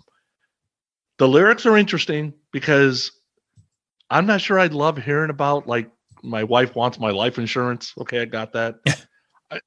Am I to believe that he had a job, but he was living in a tree? Like, why did he get kicked out of his tree? Why is he living in a tree house? How old are you? Right? So that part kind of doesn't make sense. I can forgive all that because it is anthemic. And this song absolutely kills live. The energy around this song when it's played live is more energy than Shake Me in the crowd. This probably was not their most successful single, and it's probably not their most popular song, but live, the Cinderella fans absolutely love this song. Yep, I remember this when I saw Cinderella, this being played live and them killing it. Yeah, I mean, to me, awesome riff. The groove of each verse, I love the core. I mean, this song, like you said, great way to describe it as a sister song to Shake Me. Shake Me is a little bit more party, upbeat, anthemic. I mean, the lyrics to this are, the poor guy got kicked out of his tree. I mean, come on, you feel bad for him there. Yeah, I mean, it's for, again, I keep saying, for people like us that are into this music, there's a reason this song is a hit. It's popular. I love the chorus. The chorus to me, like, just sticks out. The breakdown with a little bit of the little solo there. I mean, it's Somebody Save Me. We've been hearing the song for 35 years. It's a killer for a reason.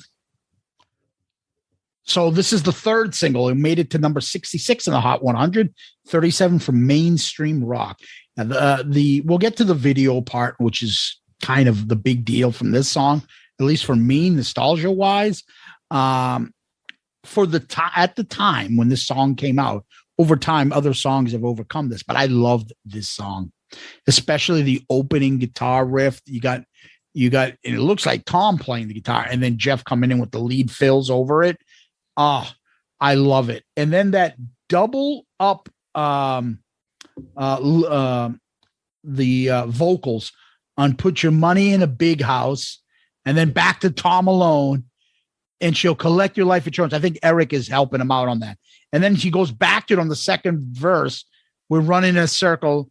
And if you ain't quite workable, those double vocals are awesome. The harmonies on that. And I just remember, oh my God, he said shit. Oh, it's crazy. I mean, back then as a teenager, I thought that was great. I thought the lyrics are cool. It's a fucking very good written song. And if you think about it, and we call this hair metal, the epitome of hair metal, all the lyrics so far are decent. They're not, okay, they're not life altering. It's not Bono or Sting writing some or song Edgar Allan Poe. Yeah, or writing some song about the fucking rain tree. Yeah, that's all. And it's also not Meet Me at Jimmy's Bar and Grill. That's or dinosaurs. That's what I wanted to get to. Now, I know you're going to tell me how they have other better songs, but it's not Cherry Pie. It's not fucking Number One Bad Boy. like the songs are decent and the lyrics are decent. Yes. These lyrics are, the solo's great. The pre-chorus is great. So is the chorus.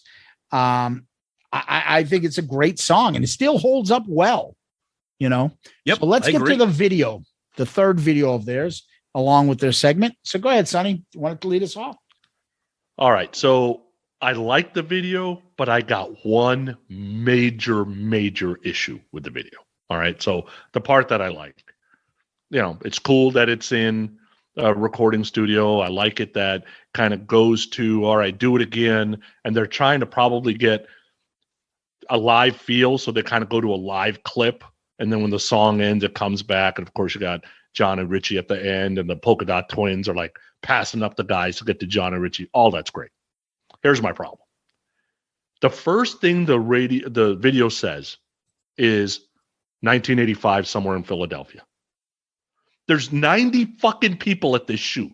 Nobody realizes that Jeff LaBar is wearing a 1986 Poison cover album shirt. Well like done. nobody said nothing. Well done, Sonny. Oh Yep. shit! I didn't pick up. that. I didn't pick up. I yep. fucking hate that. Wow. See, here's the problem. See, that's a great pickup in terms of the date. Yeah. My big thing is, why the fuck are you wearing a Poison shirt? I don't give a shit what year it is. I don't care what year it is. Because they Why both are came you from wearing that? because they're Pennsylvania boys, and I think they're familiar with each other. Yuck.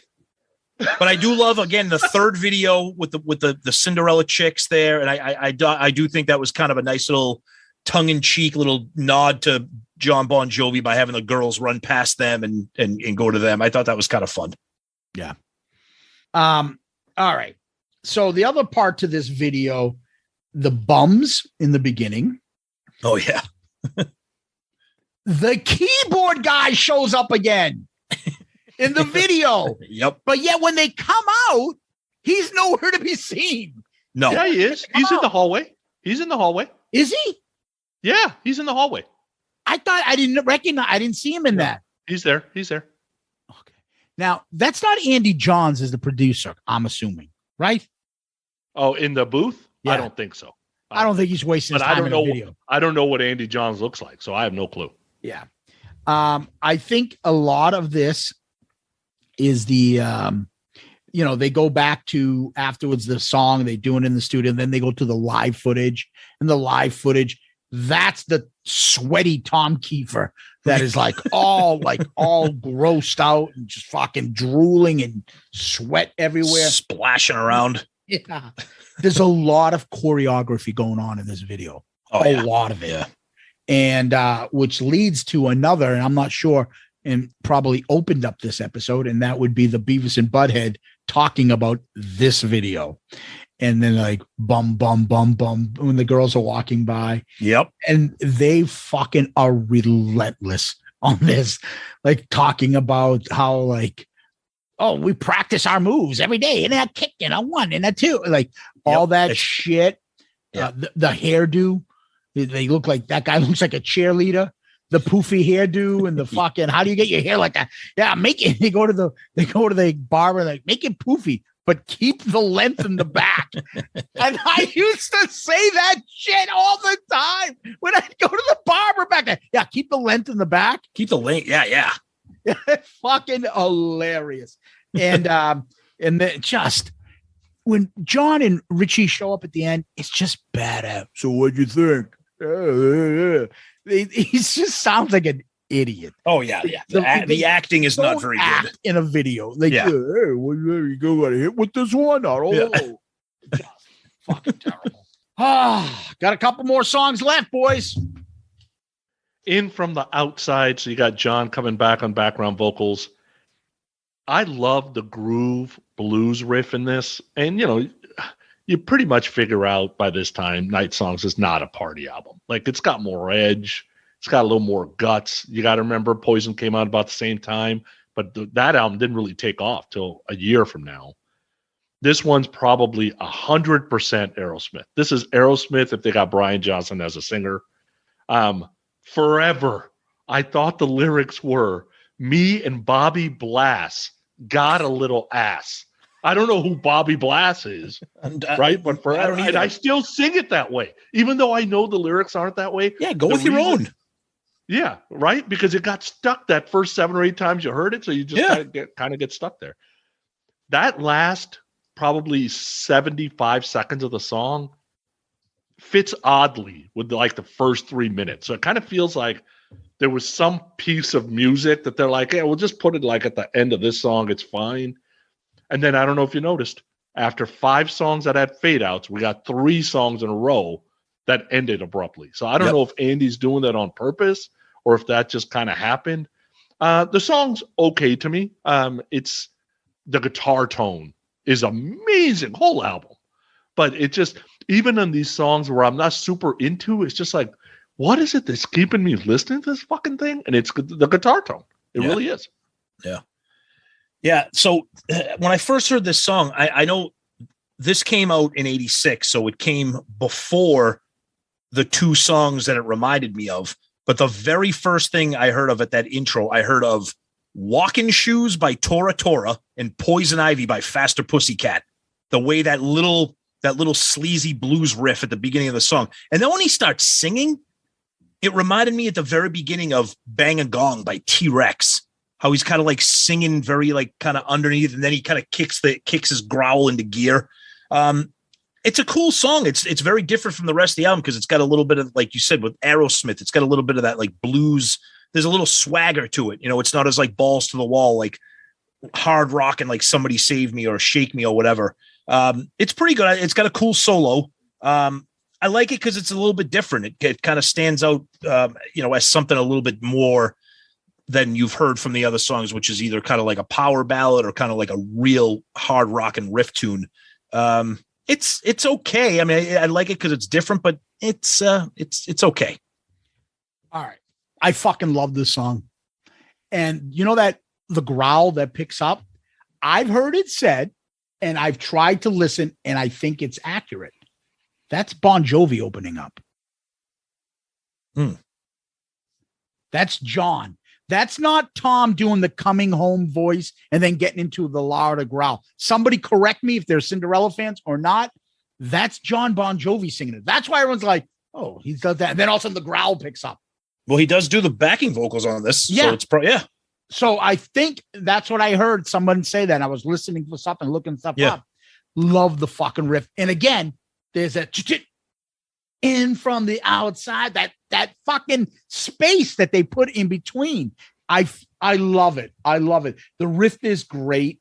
I talked about the sudden stop and then chorus in from the outside and little ass 3 or 4 times a day. I don't know. We could go off on a tangent on this one. That lyric is awesome, but you ain't getting 3 or 4 times a day. It's a fucking, I don't know. It's a great fucking lyric in the middle of a deep cut on this album. And the outro is just like an extended outro. I think like a little, almost like secondary part of a song that they were probably trying to do. And there's like, well, let's just extend in through the outdoor, but I like it. It's not bad. And then the guitar really, somebody's fucking noodling there at the end. It's doing a pretty decent job. In from the outside. Yeah. You said in through the outdoor. You got Zeppelin on the brain. Oh, in from the outside, in from the outdoor. It's all the same thing. Don't ever confuse Cinderella with Led Zeppelin. Well, I don't know, but if I would fucking pick in through the outdoor better than this album. So I'll be honest. That's a whole separate episode right there. I don't know. Anyway, I love this song. I told you about my hidden trifecta. This is song number 2. So we already got the first one there with Nothing for Nothing with choruses and catchy choruses and stuff. In from the outside is the second. Let's go to the second to last track. Push Squared, aka Push Push. Okay, so the story, Tom was mentioning it.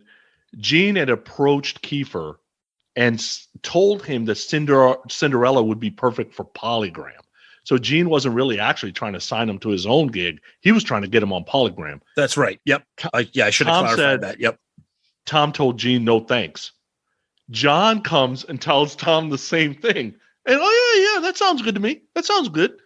Because it sounds like Cinderella couldn't get arrested between 83 and 85. Yep. And John saw him at a club one day and I absolutely loved him and then helped him get. It's also possible Tom maybe saw Gene as a has-been and John was doing well. That's right? exactly so it's right. Like, I'm maybe not going to listen to that guy, but I'll listen to that guy. I don't know. Gene, didn't you just sing Trial by Fire? I'm all set. I'm going to go with Jon Bon Jovi over here. Even though I like Trial by Fire, but. So Push Push to me is Gypsy Road Part 1. It's basically the same guitar riff. Bingo. Right? And I love Gypsy Road too. So don't get me wrong there. Love the pre-chorus. The chorus, again, is very Paul Stanley. Love the main verse and that chorus riff. Totally groove. You got another great guitar solo by Barry on lead guitar, which I don't understand why you needed a guest lead guitar player. But maybe they didn't get the chops down. Maybe that was an Andy Johns thing is, hey, I'm going to come do this, but I got to have this other guy on standby if I don't like the guitar parts these guys are doing. I don't know. But one thing about this whole album, as we're getting to the end of this thing, the bass and drums are there. And we talked a little bit about like the snare pierces through the mix, but they're not really taking it away from anything that's happening with the guitars or the vocals. Like the melody and the guitars is aces here. Pretty much anybody could be the drummer as far. Well, anybody was the drummer. They basically went with three people, right? Right. So it doesn't really matter because that isn't what this band's all about. And I like that the bass and drums aren't distracting from everything. Push, push, push. This song fucking rips. Oh my God. I don't know how this was not a single. I don't know how this was not more popular. The riff and the way that those drums are just the drums combined with the riff of this song. And that we've talked about how awesome the production is on this. This song just fucking rips. I love the chorus. Tom Keifer sounds amazing. Top to bottom, this song is just amazing. And the thing I love about this, we talk about this when we do our Kiss episodes. I love this because you never hear it. It's not a single. It's not a video. It's not any collections. It's just such a deep cut. Killer. Awesome riff. Awesome groove. Everything about it. Top shelf for me. Push, push. For me, this is song number 3. Unbelievable chorus. Great riff. Yeah, Sonny, I had the same thing. This basically becomes a Gypsy Road, right? Yep. I've heard this played, and I think I've told you about this. This gets played at hockey games. And That's amazing. I've heard it at Detroit Red Wings when they've played the Bruins, and the Bruins have played them in Detroit. I've heard them like, dude, is that fucking push, push? It is. They play it. Of all the songs to play from Cinderella. Somebody's like, this song fucking rocks. Yeah, exactly. Nice solo. Guitar fills are awesome. Just a fucking fun, awesome riff, awesome chorus song. Great song. Yep. Let's end it. Back Home Again. So this one to me is another Shout at the Devil type of song. Not a bad thing by any means, but it's got that feel to it. I like the way Tom's kind of telling the story, and he knows how to write a catchy song. There's no doubt about that. The problem I got with this song is the actual chorus, because that no, no, no, and the go, go, go before the choruses is actually better than the actual chorus is. But the guitar accenting through the whole song is awesome. And again, Barry does not only a stretched out solo, but it's blistering.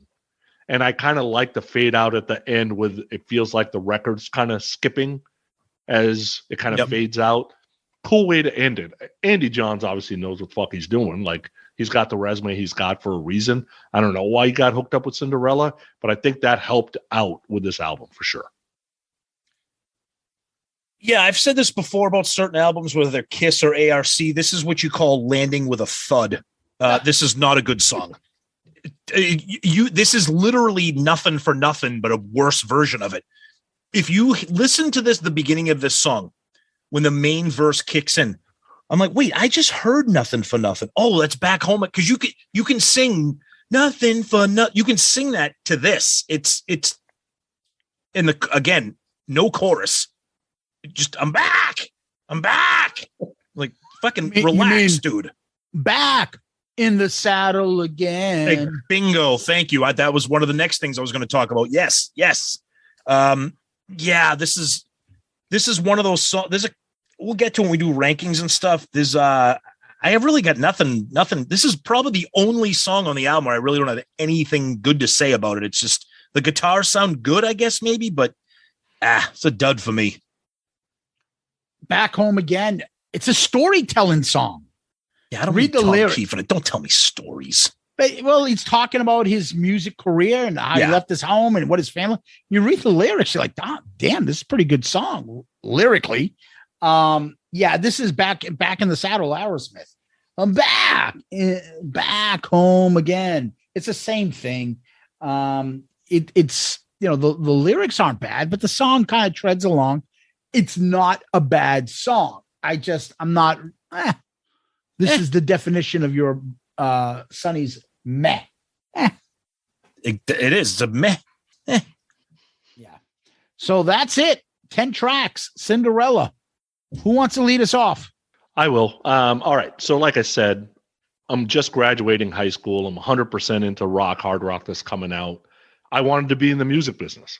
And, thanks to guys like Tom Keifer, you obviously don't got to be the best looking guy and you don't have to have the best voice on the planet. So it seemed doable. I just didn't realize, you had to have songwriting ability and, some musical talent. So musician didn't really work out for me. To me, Night Songs is by far, it ain't even fucking close, the best Cinderella album. This is just like Rat for me. They go completely downhill after this. Cinderella would not be, it's not on my top 100 band list. Cinderella isn't. Because after this album, I barely listened to Cinderella.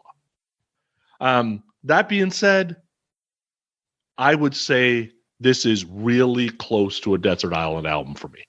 No doubt. Yeah. So the thing about this album is it's one of those albums where I don't know if you ever had this experience when like there's a movie that you grew up like loving and the idea of the movie is so great. And then you watch the movie as an adult and you're like Godfather? No. I'd be like Hawk the Slayer. I'd be like, yeah, I don't know if that movie was that good. Like Rambo? How dare you? I think I had this problem with this album. Like, oh yeah, Night Songs. That fucking album rules. I used to get in fights with Zeus about, it just blows away Long Cold Winter. It's fucking Night Songs. Yeah, I don't know. After spending a lot of time with this album, it is literally 50-50 for me. Half of this album is awesome. The other half of this album, probably one of the worst things you could say about an album, it's boring. Half of the album to me is boring. And the other big thing it suffered from, we talked a little bit about this when we did Back for the Attack, Dawkin with Tony. I'm like, wait, what is this? Hell on? Oh no, this is back. What song? What didn't I just hear this song? It just starts to sound like the same. The tracks that stand out on it stand out. That was Heat. No, even Heat had more variety than this. No. Yeah. These a lot of these songs. Have you listened to AC/DC? Yeah. Which is why I like Bon Scott AC/DC, because everything sounds way different than Brian Johnson AC/DC. Because he can use his voice differently. And the songs were different. It was a different band. Brian Johnson is a one-trick pony. He's doing it one song. That's it. Yep. Cinderella. It's a good album. It's a very, very good album. I'm not shitting on the album. It's just I think I thought it was better than it was. I actually the album grew on me just like when we did Once Bitten. So when we did that, I'm like, shit, I actually like this better than I remembered liking it. This is fucking incredible. Wow. This album, I'll probably go to it again more. And it's not for the hits. It's for that trifecta that I fucking love. It's got, there's not a bad song on here, which is a big thing. And we have fucking tons of albums that I rank high that have fucking My World and all sorts of fucking stupid shit on it every once in a while. That's the one thing you can say about this album. There's nothing really bad and everything's good. Point. And that's, it reminds me of Bon Jovi's album. Over time, do you see how much Bon Jovi's debut album has gone up and up? Because there's nothing really bad about it. Now, you might say it's not really that catchy. I love the songs, but it reminds me of this. All those songs are very similar. All the songs here are very similar. These are more the AC/DC version of the band. But then they get into a little bit, this whole little bluesy thing they start doing and changing their sound and changing their stuff. Did it work? I would say it worked on Long Cold Winter. It's still a successful album. They didn't alienate their fans. It just, the music changed. The industry changed for them. But overall, I like the album. And it's one of the better hair metal albums out there. And I think it actually still stands the test of time and it passes. It's not fucking. All right, here we go. The cat dragged in. Actually, there's not too bad. There's a few good songs on there. But insert punch bag fucking hair metal band in here. I don't Bangalore Choir. Let's do that one. God. No, you're right. There's nothing to skip on. There's nothing where it's like, oh, that song's terrible. I got to skip this. It's not. There's not that. So that's embarrassing, right? Then that's something to be said because a lot of these hair metal albums have 2 or 3 songs and the rest of it is trash. So that is not the case with this. And here's a good one. It's not like Kingpin or something. What's Kingpin? That was a fucking hair metal band. Kingpin? I remember the movie. Yeah, me too. I love the movie. Not the Marvel guy or the whatever the fuck he is. Oh, Kingpin, yeah, from Marvel. The big bald guy. My son said I look like Kingpin. Shout out Loudcast with Kingpin and Zeus. Kingpin. That'll be it. Well, let's get to the part that we love to fight about, and that is ranking these tracks. What's the order this time, boys? And I don't care. Sonny, you started off and then I'll go. All right. So today, my number 1 and 2 are locked. My number 10 is locked. 3 through 9 would depend on the day. Okay. But my number 10, the lock, is my guess. Tommy's number 10, Back Home Again. Yes, that is the lock for number 10. Back Home Again. Yep. All the way through. Okay. My number 9 is Once Around the Ride. Ooh. My number 9, Hell on Wheels. I'm going Night Songs, number 9. Oh, ooh. Okay. My number 8, Nobody's Fool. Oh boy. Wow. I got In From the Outside at number 8. All right. I think between these two, Once Around the Ride has the worst of the choruses. So I'm going to go Once Around the Ride. All right. My number 7 is Night Songs. I have Nothing for Nothing at number 7. No. Nothing from nothing, leave nothing. Oh, yeah. I do something. Motherfucker, punch in the van. I always think of Eddie Murphy. Nothing. That song rocks. Yeah, but I'm thinking of the Eddie Murphy when he does it too. Oh, yeah. Nothing from nothing, leave nothing. I had to do something. Motherfucker, punch you in the mouth. In the war on poverty. Yeah. Billy Preston. How did we not say that during the song? I just thought it just popped into my head as I'm saying it. Nothing from nothing.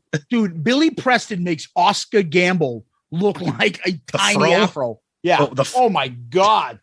Oscar Gamble. Yeah. Oscar Gamble couldn't put his hat on his head. That baseball card of him with that hat on, and all you can see is the boom. Well, reminds me of our buddy Hideki Matsui with his huge watermelon head and his hat. Every single time he tried to track down a fly ball, his hat would just fly off his head. That cap was the thing that you get the scoop of ice cream in. Yeah, exactly. It's too small for his head. Yeah. From like 2003 through 2009, like Red Sox Yankees were like a prize fight. You had to watch game. Them. Absolutely. And all I remember is anytime we would die laughing, the ball would hit the left field. Matsui would run, and his hat would fly off with his big head, his big medicine ball head. All right. So the other sister song of Once Around the Ride is Hell on Wheels. It's got a better chorus. That's why I put it ahead of it. All right. My number, we're at 6. Six. So my number 6 is In From the Outside. My number 6 is Once Around the Ride. Yeah. All right. I got to figure this out. I'll go with Nobody's Fool, number 6. Oh. All right. My number 5 is Hell on Wheels. Oof. My number 5 is Somebody Save Me. Wow. Yeah. What the fuck? This is where the album cuts in half for me. The top 5 and the bottom 5. Here's mine, Shake Me. Ooh, at 5. I thought I was bad with Somebody Save Me at 5. I said there's not a bad song in this album. Yeah. So I mean, putting this 5 is not because it's an insult. Okay. My number 4 is Push Push, because you push, she cries, and then you push and she cries again. Wow. That's offensive. My number 4 is Nobody's Fool. Number 4 for me. Shit. I don't think that's on. Is that a bonus track? Well, that's on here. It's Back Home Again. Oh, it's Back Home Again. Yeah. Shit. Yeah. I'm going to go with Somebody Save Me. Okay. My number 3, Shake Me. My number 3 is Night Songs. Wow. Yep. All right. Number 3. Now we got to figure out this trifecta. Which one's the better song? I will go with number 3 being In From the Outside. My number 2 is Nothing for Nothing, Leave Nothing. Nothing. You got to have something. My number 2 is Push Push. Number 2 for me is, I'm going to go with Nothing for Nothing. Nothing for nothing. Nice. So that makes my number 1, Somebody Save Me. And that makes my number 1, Shake Me. And that makes my number 1, Need a Little Push Push. Yeah. All right. 3 different. All right. So the top 4, number 4 was Nothing for Nothing. Number 3 was Somebody Save Me. Number 2 was Shake Me. And number 1 was Push Push. Nice. Wow. So the question is, if we're going to go with a poll that does not have Nobody's Fool in it. Ooh. Well, we can't do that. We can't. You got to put those 3 songs together, and then what's the 4th? Yeah, you got to put the singles. You got to put the 3 singles, and the 4th one could be. I mean, where did you have Push Push, Sonny? Because Zeus had it 1, I had it 2. Yeah, Push Push was our collective number 1, so it's got to be the 4th. Oh, okay. So there's the 4th one. Easy. So the 3 singles and Push Push. Yeah, that makes sense. That's easy. Okay. Yeah.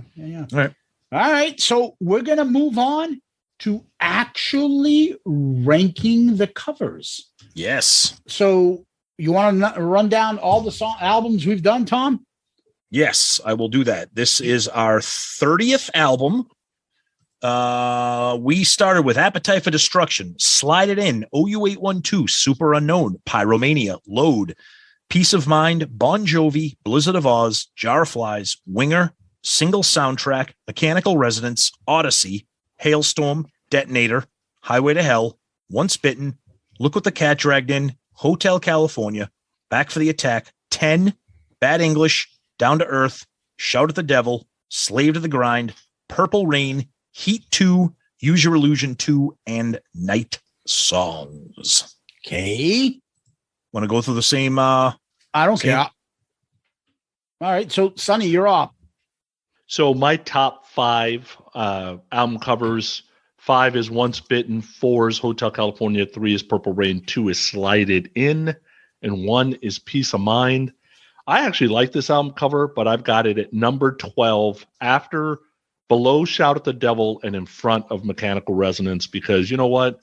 Even though those 4 guys look crazy, they put some thought into it, and it's a good picture, and I like the background, and I like the color scheme.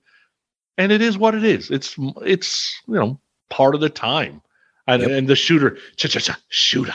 I love it. You gotta give it number 2. Gotta love it. Yeah, my top 5 are number 5, Appetite for Destruction, 4, Peace of Mind, 3, Highway to Hell, 2, Blizzard of Oz, and Purple Rain. Beep beep. I'm putting this at number 6. Right below Appetite for Destruction, right above Pyromania. And I'm going to tell you why. It's pretty much what Sonny said. I fucking love it. They are going for it in this album cover. It's 1986. It's hair metal. We're here. The colors, the scheme, the smoke in the background, Shooter McGavin pointing at the camera. I love it. It is hilarious, but it's legitimate for the time. And you look at it now, if an alien landed on planet Earth and said, what were you guys listening to in 1986? I am holding this up because it is amazing. I love it. All right. So 5 for me was Slide It In, 4, Peace of Mind, 3, Appetite for Destruction, 2, Blizzard of Oz, 1, Hotel California. Where am I putting this? I will put it, and I was just fucking saying what to you. I will put this at number 11. Okay. Under Once Bitten, that girl is fucking smoking hot. I love her. And above Use Your Illusion 2. I know it's what do you call it? Use Your Illusion 2 is kind of iconic for me, but it's not interesting. This is interesting. It's and I love the graphics on Cinderella. The title right there, Night Songs, and they get the fucking shit going in the background. They look like doofuses, but it is what it is. So let's go to album rankings. Doofus. I love that. It's a word that's not used enough. He's a doofus. That's what Tom Keifer and them look like, doofuses. Pointing at the camera is just fucking parody. With both guns. It's fucking hilarious. And the other guy's got his scarf, and the other guy's like 5'2", if that, like fucking hand in his pockets or holding his fucking pirate shirt, whatever he's doing. I love it. Amazing. All right. Now the good stuff. Album rankings, Sonny. What do you got? All right. So my top 5 right now, number 5 is The Mechanical Resonance. Number 4 is Appetite. Number 3 is Slide It In. 2 is Hailstorm. 1 is Purple Rain.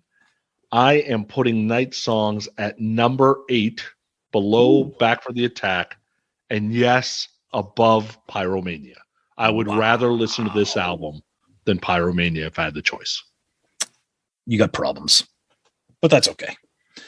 All right, my top 5. I got Single Soundtrack at 5, Mechanical Resonance at 4, 10 at 3, Shout at the Devil 2, Purple Rain number 1. Yeah, I like this album, but as I said, it's 50-50 for me. I'm putting it down at number 19 for me. It is going to be below Slide It In and right above Hotel California. Night Songs at number 19 for me. Yeah. It's tough. We say that, for me at least, we say this all the time. I mean, I have OU 812 at 23, and I like that album. Why? Because it's awesome. It's a great album. Oh God, I love OU 812. Oh, that album's terrible. It's not. It's about as terrible as what you think of the album cover. The album cover is a fucking disaster. I don't understand it still to this day. It's now third to last. It got bounced by Bad English and Detonator. Bad English. It's just a photo of the band. I don't like that's lazy. I want, if you can do a photo of the band, do Cinderella. Do that. It's just like look at these butt munches. It's like that's what you're basically saying. Like it's a photo of them and they're doofuses. I don't want to see it. OUA 1 it's a bunch of like class photos, like with the shadow. It's terrible. Oh God. Terrible. But if John Waite would have been blowing the smoke out of his fingertip, it would have been number 15. If John Waite was doing this with the finger pointing, or if Jonathan Cain had his fucking lion tamer whip with him, or if he had his guitar, rocking out with a guitar. All right, my number 5 is Back for the Attack. 4, Appetite for Destruction. 3, Pyromania. 2, Blizzard of Oz. Number 1, Hotel California. So where am I putting this? I'm putting this right above Detonator, and underneath Down to Earth, I'm putting this at 8 13. Wow. Oh, I thought it was actually going to be a little higher for you. Wow. I like it, but then the problem is like Once Bitten has grown on me so much. I love that album. And I'm like, that album. And I'm mad at myself that it's at 15. And then you got the Bon Jovi album. It's not better than that for me. And then you got the grunge stuff. There's no way is better than Super Unknown. It's not better than Single Soundtrack. Not better than Jar of Flies. So I look at it that way, and it's not better than Slide It In for me. Yeah. But it is better. And I like Detonator, but I mean, this is a better album all around. Cool. So, well, after this, we go into this. I just sounded like allow myself to introduce my name is Richie Cunningham, and this is my wife, Oprah.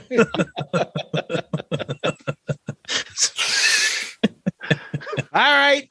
You make me rock hard. Anyone? I can go if you want. I'll start this one off. Kick it off, brother. Hey, what's up, brother? Hey, what's up, Eric? How you doing? All right. So I am picking, and I'm surprised nobody has picked this yet. And Tom, I thought you would have picked it yet. And that is the Book of Boba Fett. Yeah, Star Wars. Yeah, nerds. I got off to a slow start. Like I didn't watch it right away. I don't know why, but maybe it was busy or something, but I didn't watch it. So a couple of weeks ago, I watched it and I fucking zoomed through it.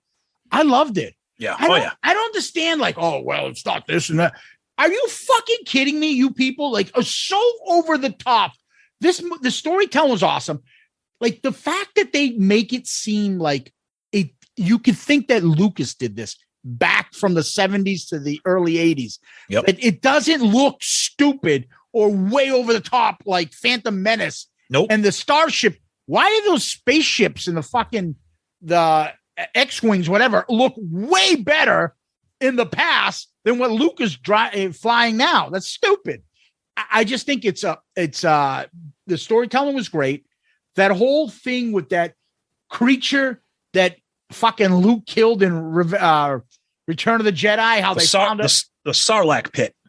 Oh my God, that thing was awesome.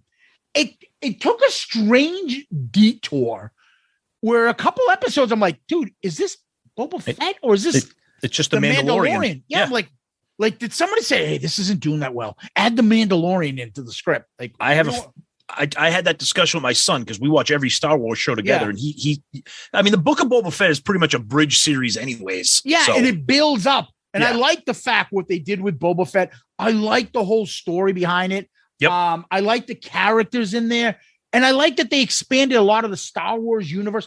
I'm not one of those people that get the fucking books and knows the what do you call it of the canon. Story. Yeah, I don't like the canon and all this shit. Like, I don't know. But like the whole thing about that bath thing that they all do to get healed up again. And even like the whole Tusken Raiders shit. Yep. That they, expanded that storyline and stuff. I tell you all the time, I could watch Star Wars doing an episode on R2-D2 taking a shit. Like, I will find that entertaining for me. I'm good with that stuff. And this series did that for me. It was a fun, good series. Yeah, I don't understand how if you're a Star Wars fan, you had a problem with this. I don't get it.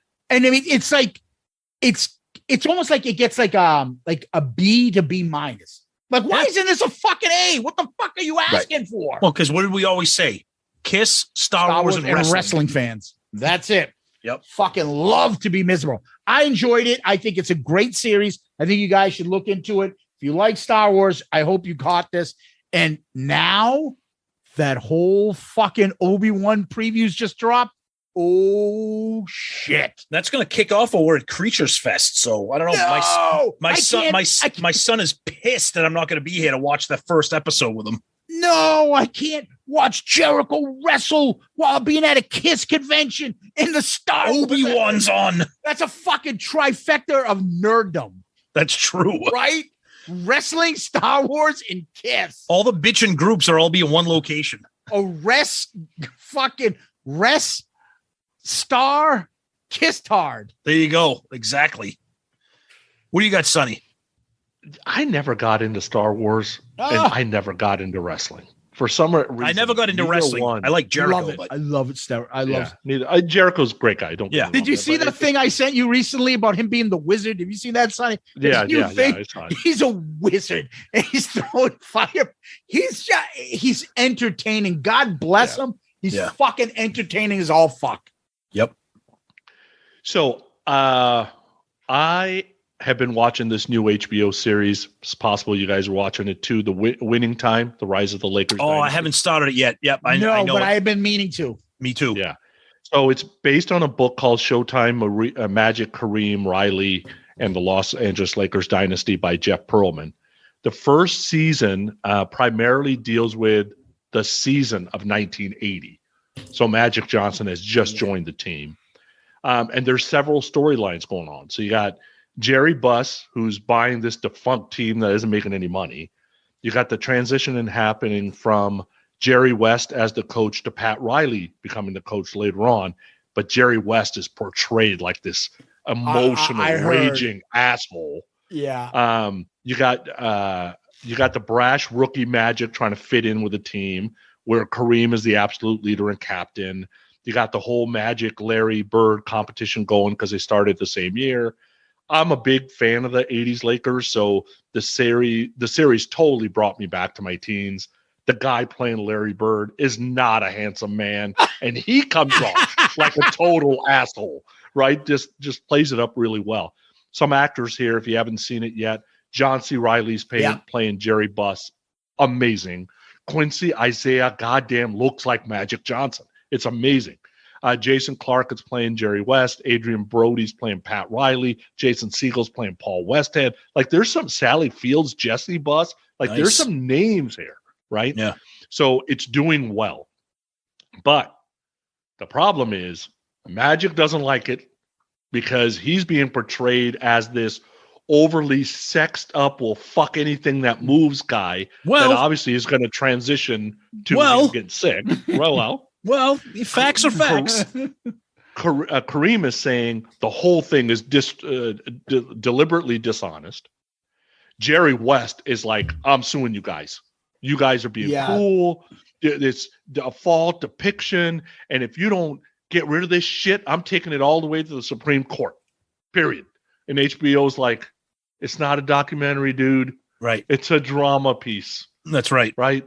We're sorry you don't like it. That's too bad. TFB. But I think they wanted to say exactly what you're doing here It's helping. is not helping. You're basically confirming the exact guy that we put on TV.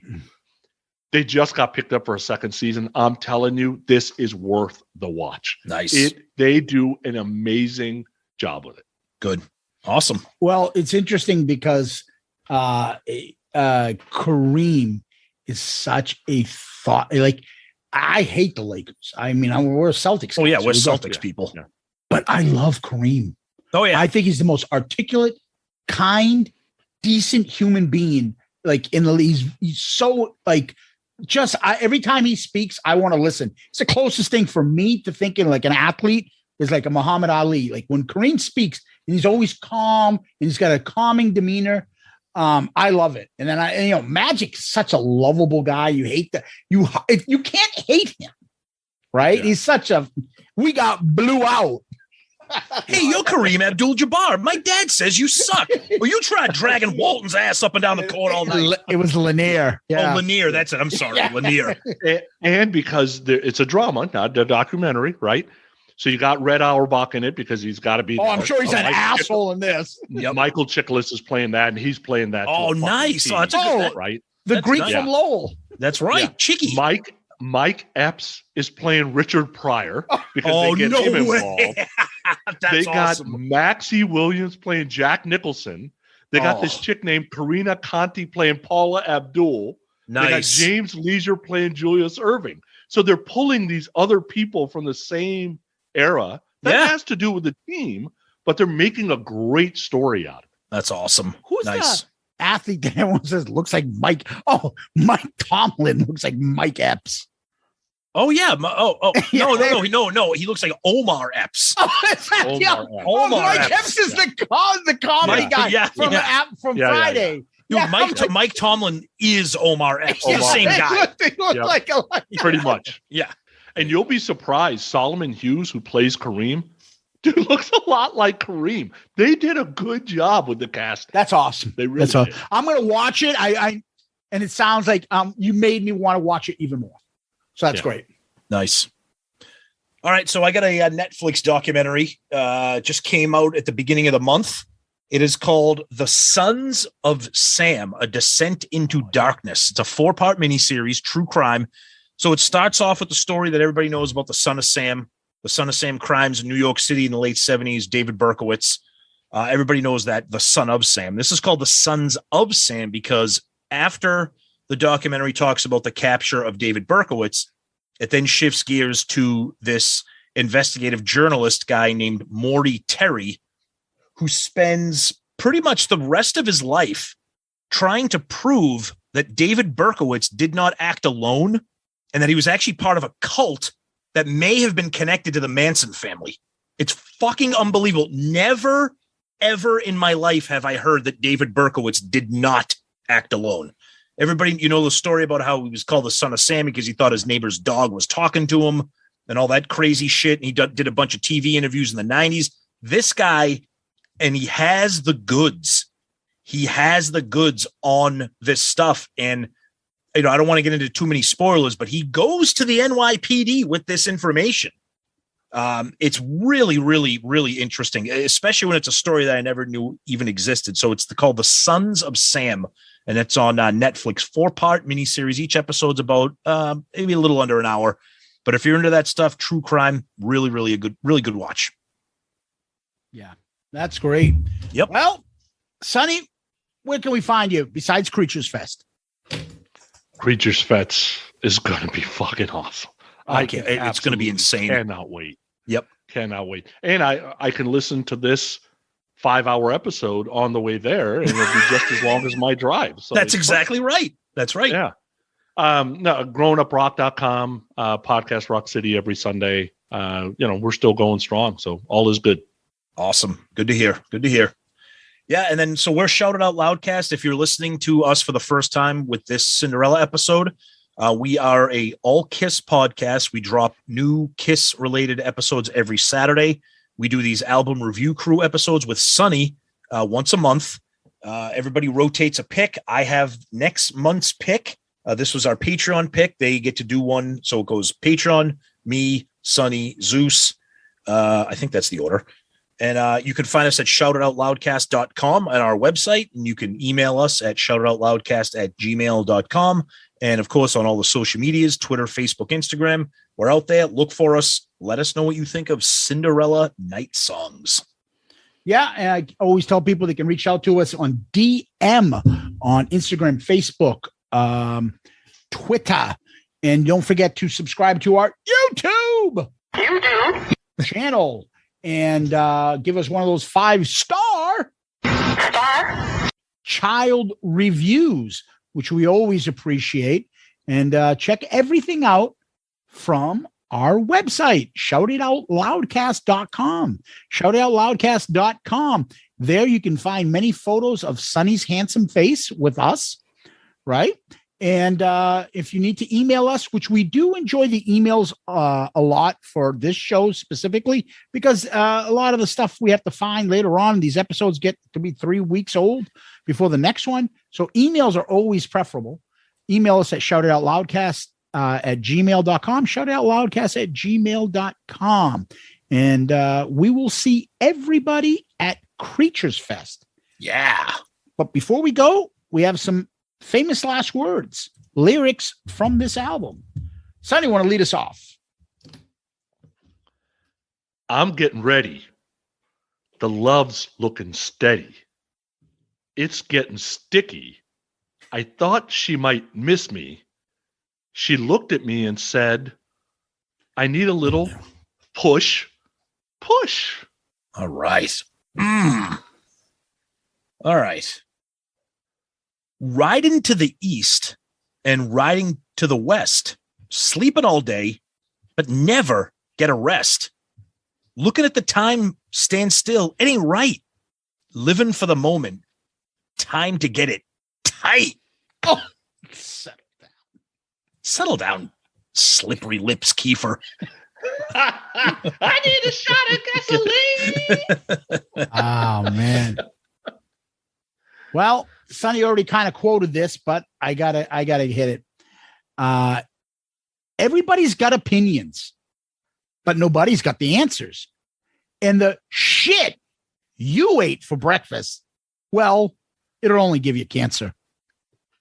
Nice. On that happy note, Tom, thank you. Sonny, thank you. Loudcasters, Kiss Army, thank you. We will be at Creatures Fest. We'll see you there. Always a good hang. I'm going to go eat some Cinnamon Toast Crunch for breakfast. Oh, God, of course you are. Great time as always. We love you guys out there. Thank you, Sonny. Always a blast. Zeus, as always, thank you. Peace out, Girl Scout.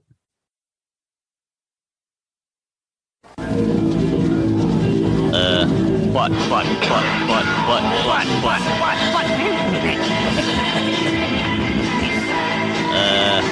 I think this is gonna be stupid. Who the hell is this butt munch? Okay, you guys, let's do one more. Why is this dork here?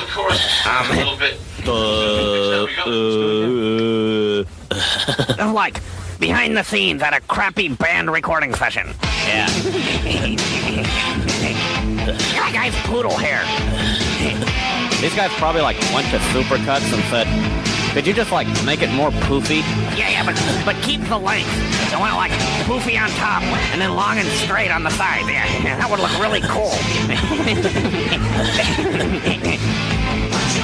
So like, did you ask the barber to make your hair poofy too? Shut up, butthead. My hair's like this naturally. That's how come I'm cool. No wonder you're such a wuss. Shut up, butthead. Chicks like it. That guy looks like a cheerleader. Yeah. All those years of hard work and practice in the garage finally pay off when you see the looks on those people's faces out in the audience. These dudes are like, look at me, I'm kicking. Yeah, look at me. I'm twirling my guitar around and wiggling my butt, see? Just like we practiced. Yeah, look at me. I'm shaking my hips and kicking just like we did at practice.